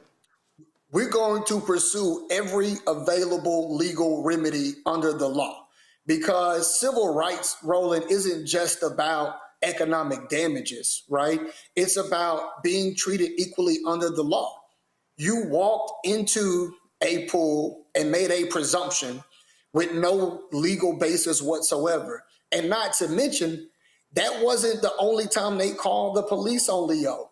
After he finished after they called the cops on him at the pool, and the cops left and verified he was okay to be at the pool, he went and, wanted to inquire about exactly who had called the cops and get the necessary information about what had happened. And he inquired, hey, I'm sorry, ma'am, what's your name? He goes back to his room where he's legally allowed to be at. He gets a knock at the door. It's police again. So simply for asking the lady's name and trying to understand exactly what had happened, they called the cops on him again and said he harassed them by simply for asking for their name. Hold up, so I'm confused. They call the cops because he asked for their name, but they get to ask him for his ID. And that's exactly what I told the young lady when I went to the desk and I inquired. I was like, excuse me, are you a young lady who just called the police? Because she had took her glass off. I couldn't recognize her. And she was incredibly rude. And she was like, you're acting weird. And I don't have to talk to you. And I explained to her, well, I just gave you my name and my information, and you work here and you're an employee here. And I think that's a requisite for your job to give me your name. And it just went left. And I do remember expressing to her that I thought that this was very disrespectful when you did this in front of my children. You need to be careful how you treat people because it could come back on you. And lo and behold, here we go on your show. So this is an honor to be. I want to say that. Thank you very much. And that's basically what happened, though, because I turned my camera off. The reason why I turned my camera off because my son had started crying, and I just wanted to cater to him. But prior to then, if you look at the footage, she was right in front of my son. She was very vocal, and spittle was coming from her mouth. And that let me cut my phone on because this woman is very irate. And the other thing that peeved me and just was so vexing was the fact that when my son started crying, that's when they started giggling and they started to laugh. And it was so demonic because I teach my children to love everybody. So how I deal with this, because I'm teaching them one thing, but white people are showing us something totally different, you know? Yeah. Well, I mean, listen, the stories that we've run, black folks just trying to barbecue in the park, trying to sit here and deliver packages. I remember there was this one brother, I think his car was barely touching the line on the crosswalk, and this white woman was losing her mind, and he's like, you can literally, I mean, we've covered it all. And what this is they believe, listen, I've been saying this about Trump. What Donald Trump is, I'm telling you, that's what it is. It's a political comment. What Donald Trump has unleashed at these white racists, they can do whatever they want to, and they actually don't want black people in this country. Roland, this was on another level, and I get it, you know, and I 100% back what you're saying. I think it's just because of they're being emboldened because of Trump. In the atmosphere, right? But Trump is also going to earn some of them ass whooping. I mean, I'm telling you, they're gonna run up on the wrong person, and we've seen the videos when these white folks call somebody the N-word, and then they don't have teeth. I'm fortunate because had there been a black woman there, that would have been problematic because you know black women historically don't like to see their children cry, and they're more aggressive in terms of the respect thing. So her spitting and being all in my children's face like that. We covered the brother who was fishing, the white woman roll up on him. Some sisters were trying to work out in the park. The white woman demanded ID. Listen, this is what's such crazy. So listen, I hope y'all sue their ass. I hope y'all win. And these folks need to be taught a lesson. And for the folk who did catch it, now what's Karen's name again? Shirley? Shirley Black. Ain't that some shit? Her last name Black. So the anonymous thing right here is the young lady that was with her because she was actually the aggressor. She was the one that accosted us first and was very saying like, you people can't sit here. You people are not supposed to be here. And I was like, I remember saying, you people. And she was the one who called the police on me the second time. What's her name? So I don't know, but I will tell you, they'll find her because I didn't, when I left there, I felt my dignity had been stripped from me. I felt just decimated. And I looked at my phone and I saw that a lot of people had saw the video and they were championing it. And it just like, I was like, look at God. Because I in the face of adversity, I had to put this facade up in front of my children, you know, just to make them feel good. But I was like, damn, they called the police on me twice. It's almost like kicking me in my ass when I was finna leave. I was like, look at these white folks. I mean, they're really, really proud here. You know, they're very emboldened because this woman actually has a history of, you know, calling the police on black people, and she felt very confident in it. Well, I hope when y'all drop that lawsuit, that's going to teach her to put that damn phone down. Michael, final comment. No, Roland, what I was going to say is that, look, I coach Leo's son, and when you coach 7 to 9 year olds, you get to know the parents a lot because some parents can be really aggressive and some are very courteous and supportive. So I know Leo well, and he's somebody who's obviously very reserved. So for him to even take the step to video to figure out what's going on. And to make this public and to be out here, I know that it must have meant something very serious to him and his family. So what we're going to do is we're going to pursue every available legal option to us, and we're definitely going to hold them accountable for what they did. All right. Well, y'all keep us abreast what happens. Jamal, I appreciate it. Thanks a lot. Thank you so much, and it's a pleasure. I'm one of your biggest fans. You're a pioneer in this right here. I remember you from CNN. I think you're reporting. I think you're incredible. When I heard that you wanted to interview us, I was just so fascinated. So keep up the good work, man. I appreciate keep the fire alive. Keep rolling, man. And one thing about it, you believe in speaking your mind. I love that. You damn Skippy. All right, gentlemen, thanks a lot. Thank you. Have a great day. All right, then, y'all. Got to go to a break. We come back. Oh, let's all remember 3 years ago when we were all together watching ass whoopings being dished out in Montgomery, Alabama. We'll reflect on that when we come back on Roland Martin Unfiltered on the Black Star Network. All right, folks, let me get personal for a second. Is Rebecca frozen? About her Medicare, so she called Chapter, a Medicare advisory company, and she texted me right after saying it's a great benefit. It was easy. A real person walked her through the whole thing, and now she understands better what's going on. But it's not just her. A woman in Yonkers wrote in saying the process was so simple, the enrollment was easy, and she was so glad she called. Then there's Marilyn, 90 years old, in Florida, living on Social Security. Her premium climbed every single year north of $400 a month for coverage she could barely afford anymore. So what does she do? She called Chapter. They found her the same top-tier coverage for hundreds of dollars less. 90 years old, and finally somebody in her corner. I hear stories like that again and again from our community. The Medicare system was not built to work for you.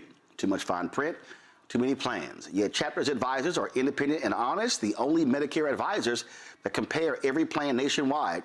They're focused on one thing, what actually works for you. If you're already in the right plan, they'll tell you. No games, and people who switched with Chapter saved an average of $1,100 a year. All it takes is 20 minutes. You talk to a real person, and it's completely free help. So call Chapter at 724-264-8281, 724-264-8281. That's Chapter. Let me ask you a question. Why do so many people seem to think they know black men so well? What they think we want, what they think we need. Hell, they even tried to tell us why and how we voted, but never had a conversation with us. Never asked us how we felt, what brings us joy, what makes us angry, what makes us scared. How do we live? That's what this show is about.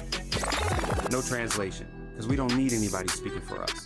We can speak for ourselves. This will be a show where we bring brothers on that you don't see on every other talk show. Nope. Brothers that are doing work in local communities with black men for black communities. We're going to hear each other and try to understand so perhaps we can move forward together. No translation, because we don't need anybody speaking for us. Nope. What we need is each other. No translation, right here on the Black Star Network. Check it out. Watching Roland Martin Unfiltered.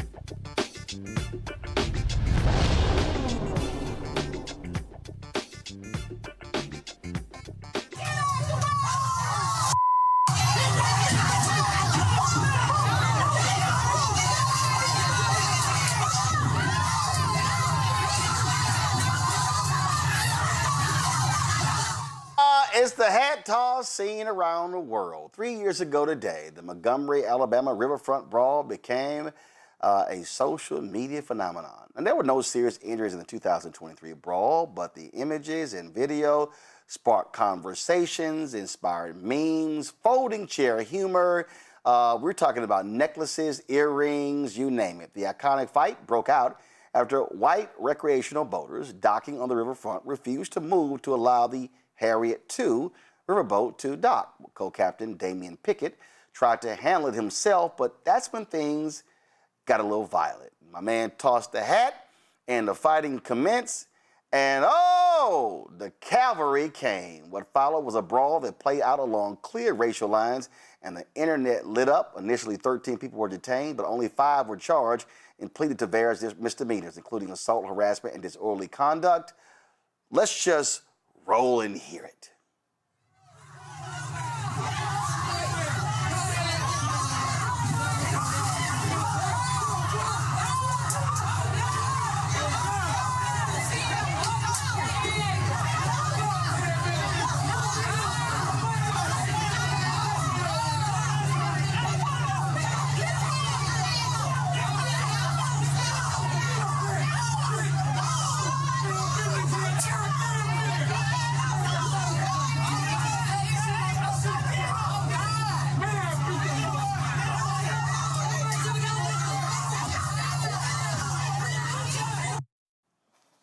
All right, y'all. That was one angle.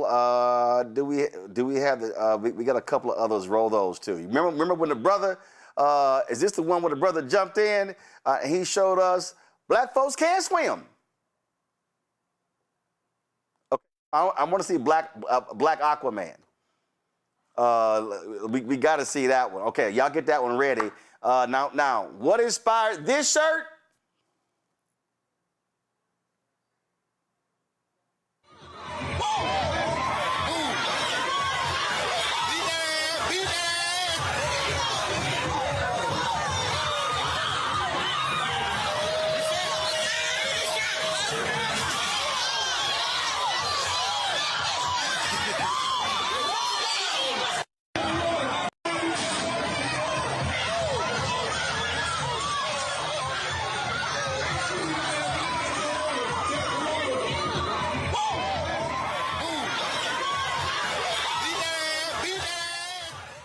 Y'all, it was absolutely crazy. Let me know when y'all got. Y'all gotta find it. Okay, I don't know how we don't have a video of the brother who was swimming. That one is just still just crazy hilarious to me. My man was watching. He jumped off the boat and he went Mark Spitz on their ass. Swimming across the water. So y'all be sure to find that. Now we told y'all how this inspired memes. So today I had posted on social media that we were going to be talking about this here. That was going to be wearing the shirt as well, and that brought up a lot of different things. So let's go. Let's see. Here we go. So y'all might remember this one here when they said, "Here come the Avengers." When and so I don't know. Y'all gotta have that video too, because when the brothers rolled up, it was like, "Oh shit, it's on." Then we had this right here. They put a do-rag and some shoes on a chair. So that one was too funny. Then we got this one right here, Black Woman, the brother who jumped into the water. This one right here, somebody said this was going to be a Disney Pixar movie called Brawl. I thought that was hilarious.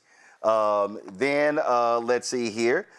Then we had this one right here. Somebody said, "Oh, this was going to be a video game that was going to get released." That I thought was too funny as well. And then let's see here. Now this is the one that just I think this is probably in second place. This one right here is probably in second place out of all the ones that I saw. That was absolutely hilarious.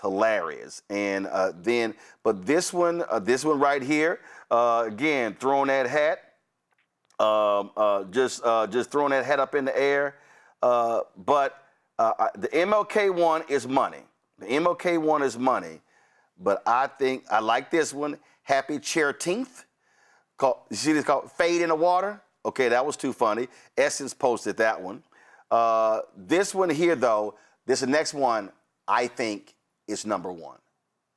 I'm going to go to the panel and ask them, lift every voice and swing.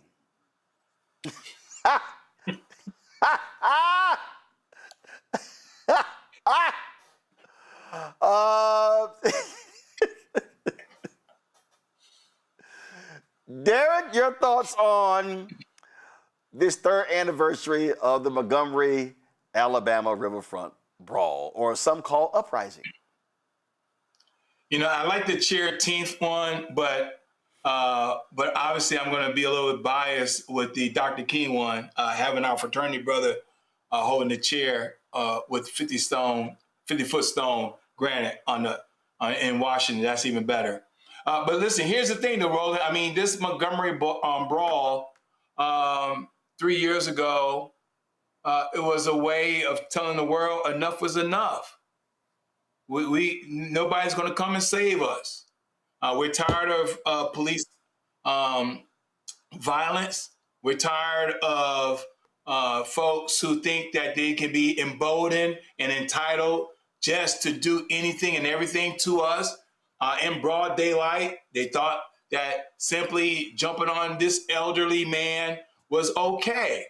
And they quickly realized that the era of black folks and brown folks saying that we're not just going to stand around and watch you, beat up on us.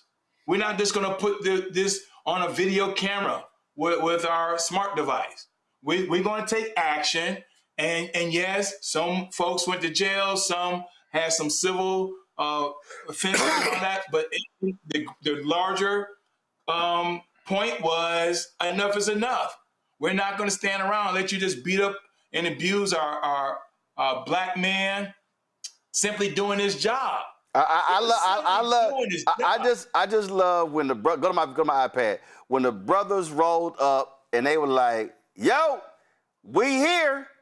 Wait, turn the audio up. They ready to move out. They ready to move out.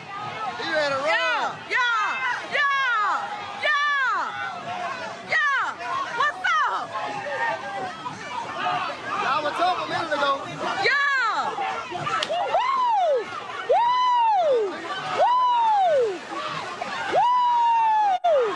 They scared. Look at them. They scared. Woo! Beat their ass. Woo! Oh my God. Woo! That what you get. That what you get. That what you get. Oh, tie her ass up. Ooh, she whooping her ass. She finna put her in the water. In the water. In the water. Tie her ass up. Cause y'all were wrong. Rebecca, there's a lesson here. White women, when your white men getting their ass whooped, let them get their ass whooped. Because you jump your little ass up in there, you gonna catch them hands. And them white women, they caught some hands. They caught some black hands. Look, this is Black August, so happy 5th of August to all who celebrate. I myself took a pilgrimage to Montgomery and I got a picture next to that riverboat. It is called the Harriet. It's spelled differently than how Harriet Tubman spelled her name, but look, it was called the Harriet. And so you're talking about the power of Black women. The other thing I want to point out, a couple of days after that happened, I remember I think the captain of the boat, he was on the show, and it was during that interview we knew that he had charges against him, and we discovered that he didn't have a lawyer. And it was through your show you were able to make some calls and make sure that he got proper legal representation. Because at that point, he didn't know what to do. He went viral. There was a lot of notoriety, but there were criminal charges. And so I just want to highlight to folks, once again, the importance of Black media. Yeah, I mean, and listen, y'all, I totally understand, Robert, the folks who believe in nonviolence. I get all of that. But sometimes Black folks get tired of being the ones who calm stuff down. And sometimes Becky gonna get her ass whooped. Look, Roland, in the words of the prophet A. Brown, violence is as American as cherry pie. And this is one of those situations where I thought, and I hope, and I still hope, that this will be the moment that this will be a nucleation point for Black nationalism. That this would be a point of nationalistic pride. If you think about Germany in the 1860s or France in the 1870s, it was this idea of forming a nationalistic identity that it pushes you forward towards the idea of having an actual country around your national identity. Germany before that was the loose confederation of the Rhine. Italy before that was a set of tectonic city-states. What African Americans have to do is understand that this places you within a global struggle. Read Frantz Fanon and The Wretched of the Earth. Read the idea of the cleansing nature of revolution and this conceptualization around this, that African Americans can stand up and not simply wait for the idea that white Americans will give you something, but understand that you have the station, you have the economics, you have the ability to fight for your own nationalistic ideas. And when we see the Kurds fighting for independence, when we see the Catalonians fighting for independence, should it not also be that Black Americans are not just fighting for reparations, but fighting for an independent nation? free from the people who enslaved you, to stand up towards the political system that exists right now and say that we believe we can have our own thing. And I think that this celebration, this yearly commemoration, should be that should be an inspiring point for African Americans. We don't just want Juneteenth. We don't just want an acknowledgement. We want Black nationalism and a Black nation. And that is what will rescue us from the position we are currently in. And I hope that this becomes an annual reminder of what happens when Black people stand up. Here's the video of Black Aquaman, y'all. Check this out. My man jumped off of one of the boats and swam across. And he said, let me get in. Let me hear him talk.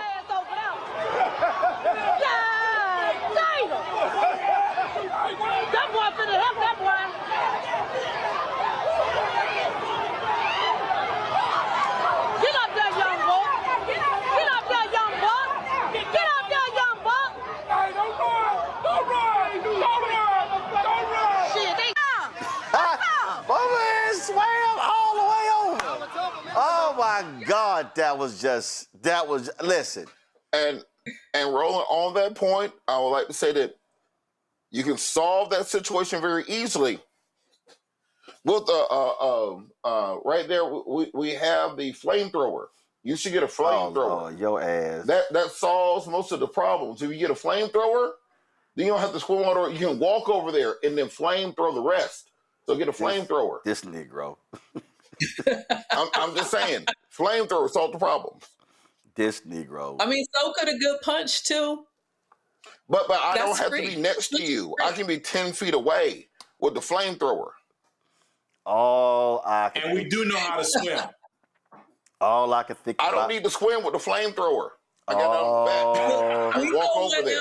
We know what else you got, Robert, too. So I think the flamethrower is the I'm just saying, don't invite me to Montgomery anytime soon.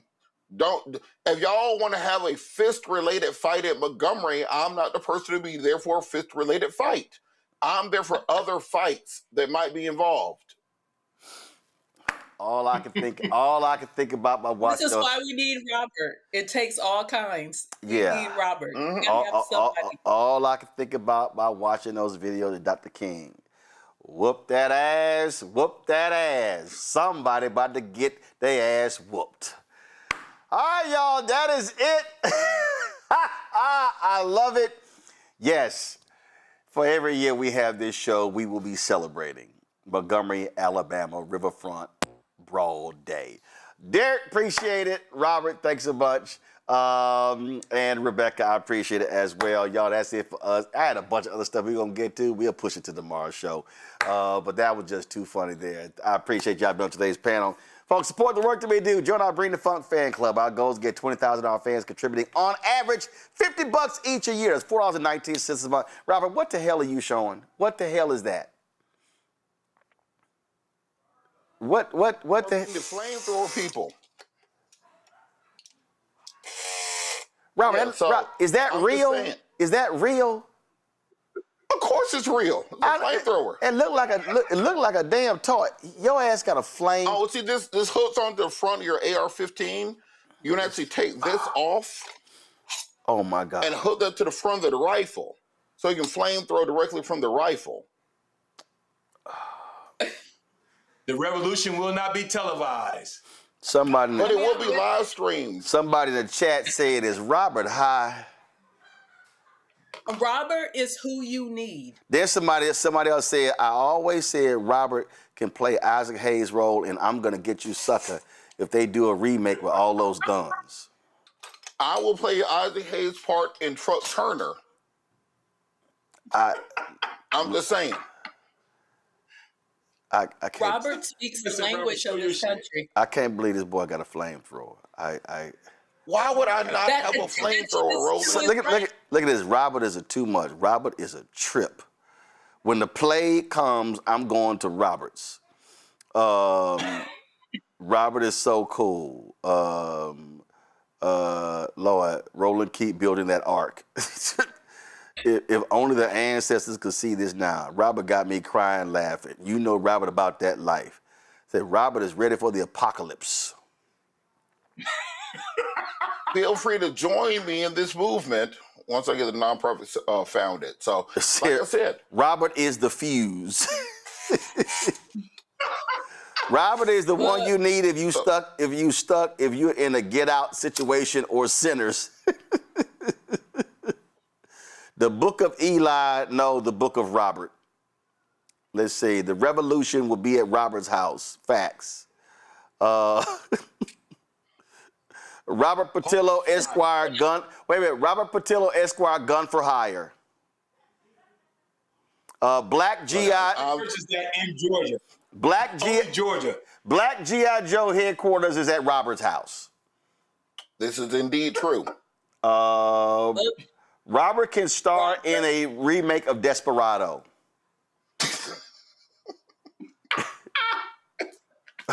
Robert is a descendant of Haitian revolutionaries. When I talk about we could learn something about Africans in Haiti, this is what I mean. We got to learn something from the Africans. I'm just saying, look, Rebecca, when the things go down, I have a full finished basement now. So just hit me up like a week and a half beforehand.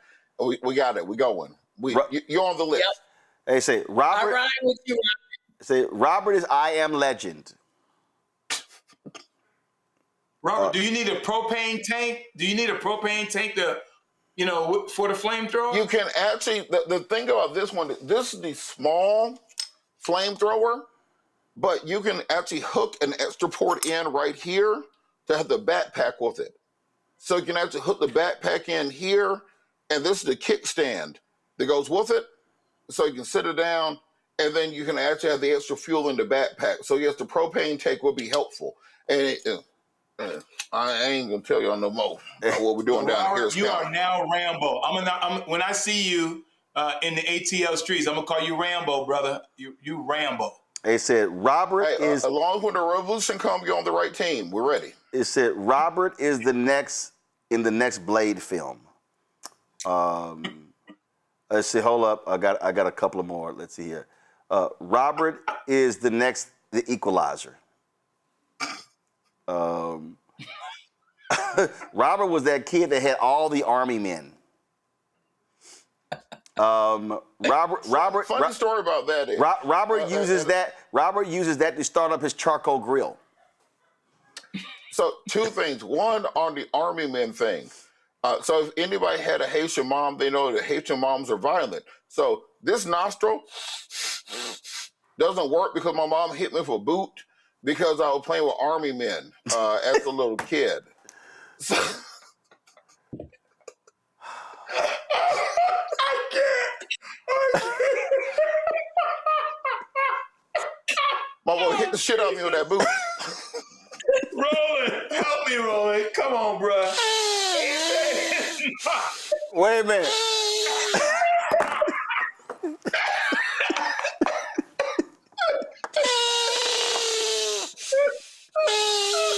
Yeah, hit the fuck out of me. Yeah, it was bad. Oh, see, Robert's about to enter the power universe. Rebecca. I'm telling you. Look, I'm telling you. This is why we gotta unite. Because look, I'm from Nebraska. I don't got flamethrowers, but I know how to grow food. Oh, so I can help grow some food. Rebecca's in charge of the corn. In charge of the corn for the colony. We're on it, yes. Look, I know how to grow tomatoes. I know how to grow corn. I know how to grow collards, turnips, all sorts of tomatoes. Let me know what you want to grow. String beans, green, everything. They say Robert is the black firefly. So you slide the handle in right here. Oh my God, this boy. Then clip it in. So you clip it and tighten it up. You clip the handle in right there. And then you can flamethrow people.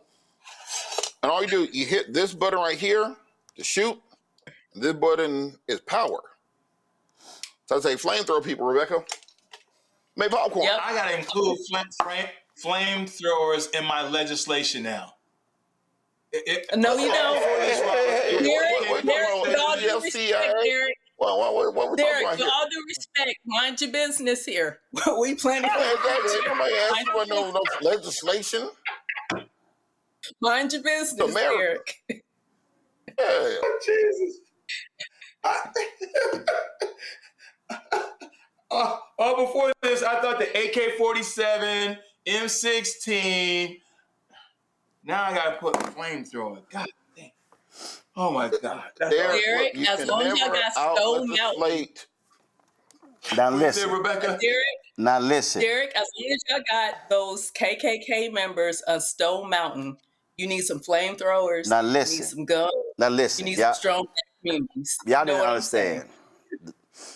I think my mama has texted me once during the show. Now my daddy always texting. He always texted me. Why my mama gonna text me? I thought Robert was so mild-mannered, but now I know. Apparently, people just found out I was Haitian. We're very mild-mannered until it's time for the flamethrowers. What do you think the French found out? What do you think the Dutch and everybody else? Like, yes. Oh my God, Jean-Jacques Rousseau was so kind on the plantation, and now he chopped everybody up. Who knew? That's how shit be sometimes. Oh my God. Yes, yes, yes. First of all, Rebecca, you started this. Rebecca, you encouraged this. Rebecca, you encouraged this, Rebecca. You. Yep. I mean, so you the one to look. blame for all this craziness. Oh my God. You're reading the Bible, then Rebecca just showed up. Oh my God.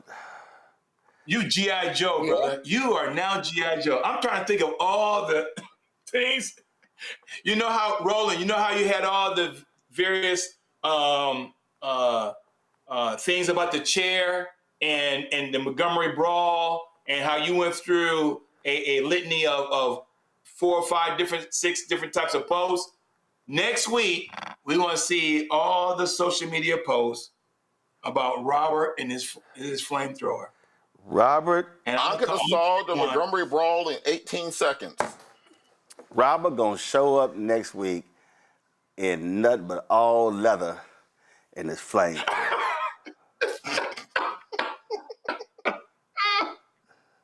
Stay ready, you don't got to get ready. That's what they say, right? Exactly. Amen. I done interviewed Richard Roundtree, the original Shaft. I done interviewed Sam Jackson, the next Shaft. Jesse T. Usher, the next Shaft. Robert's like, no, I'm trying to get in line in the Shaft lineage. Oh my God. Oh my. And then why my sister gonna say, who is Robert? And I go, Robert Patillo, a panelist on my show, he has a flamethrower on the show. And my sister had 2 words, oh my. Just let her know I've been divorced for 2 weeks, so I'm on the market. This Negro. Okay, we gotta go. We first of all, she been married like 27 years, so that this Negro.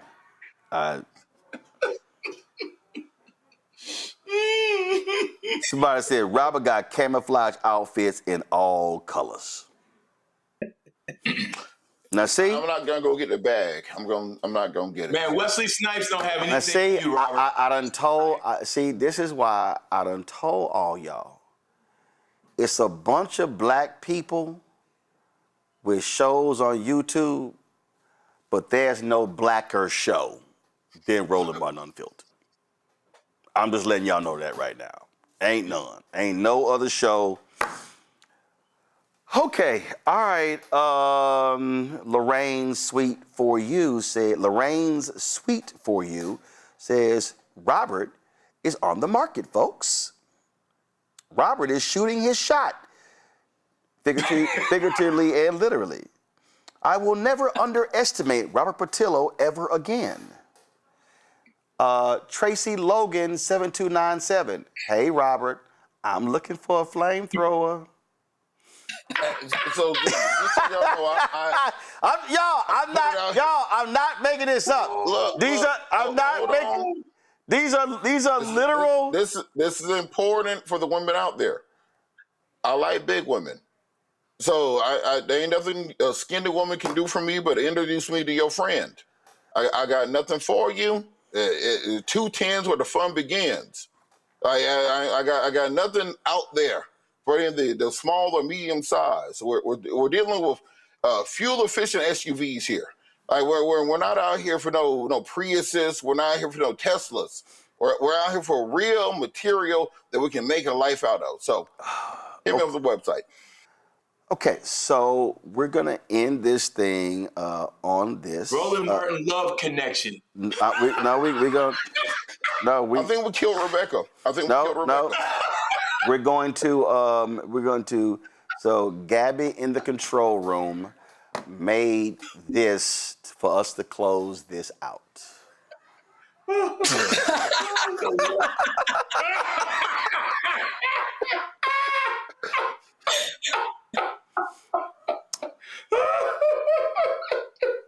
Let's see, y'all always get mad at me saying, Roland, why you always calling the control room out? Gabby gets a gold star for the quickness, for moving quickly. Great job, Gabby, with the Robert Patillo flamethrower graphic. Oh my God. With that, it's time to end this charade. This has been, and we all should blame Rebecca. She is the one who started all of this, talking about Robert's Haitian roots, and now all of a sudden we have had to contend with the absolute craziness and weapons display of Robert Patillo. Okay. All right, I might have to borrow that flamethrower because there are some people who I want to roast with that flamethrower my damn self. Okay, all right. We gotta go. Let me thank Derek. Let me thank Rebecca, and let me thank Robert Flamethrowing Patillo for being on today's show. Y'all, I take it this segment should absolutely get us at least 1 million views on YouTube. I'm just saying. Overtime. I'm just saying. All right, y'all, thank you so very much for the second time. All right, y'all, if y'all want to support Roland, see, y'all, this is why you support this show. I'm telling you, you're not getting this. You will never, ever see that on ABC, NBC, CBS, MSNBC, MS Now, CNN, Fox News. Ain't going to happen. You ain't going to see nobody else's show. This is why we keep it real. We keep it black. We keep it straight. We keep it unfiltered. Simple as that. Oh, my goodness. All right, support this show. Support the multiple shows on the Black Star Network. Contribute via Cash App. Use the Stripe QR code. You see it right here. That's for credit cards as well. If you're listening, go to blackstarnetwork.com for ways to give. Somebody said this show is lit. You are absolutely right. Checks and money order, make it payable to Roland Martin Unfiltered, P.O. Box 57196, Washington, D.C. 20037-0196. PayPal's R Martin Unfiltered, Venmo RM Unfiltered, Zelle, Roland at RolandSMartin.com, Roland at RolandMartinUnfiltered.com. Download the Black Star Network app, Apple phone, Android phone, Apple TV, Android TV, Roku, Amazon Fire TV, Samsung Smart TV. Be sure to get out Roland Martin Unfiltered swag. And yes, I guarantee you, Keenan is already at work.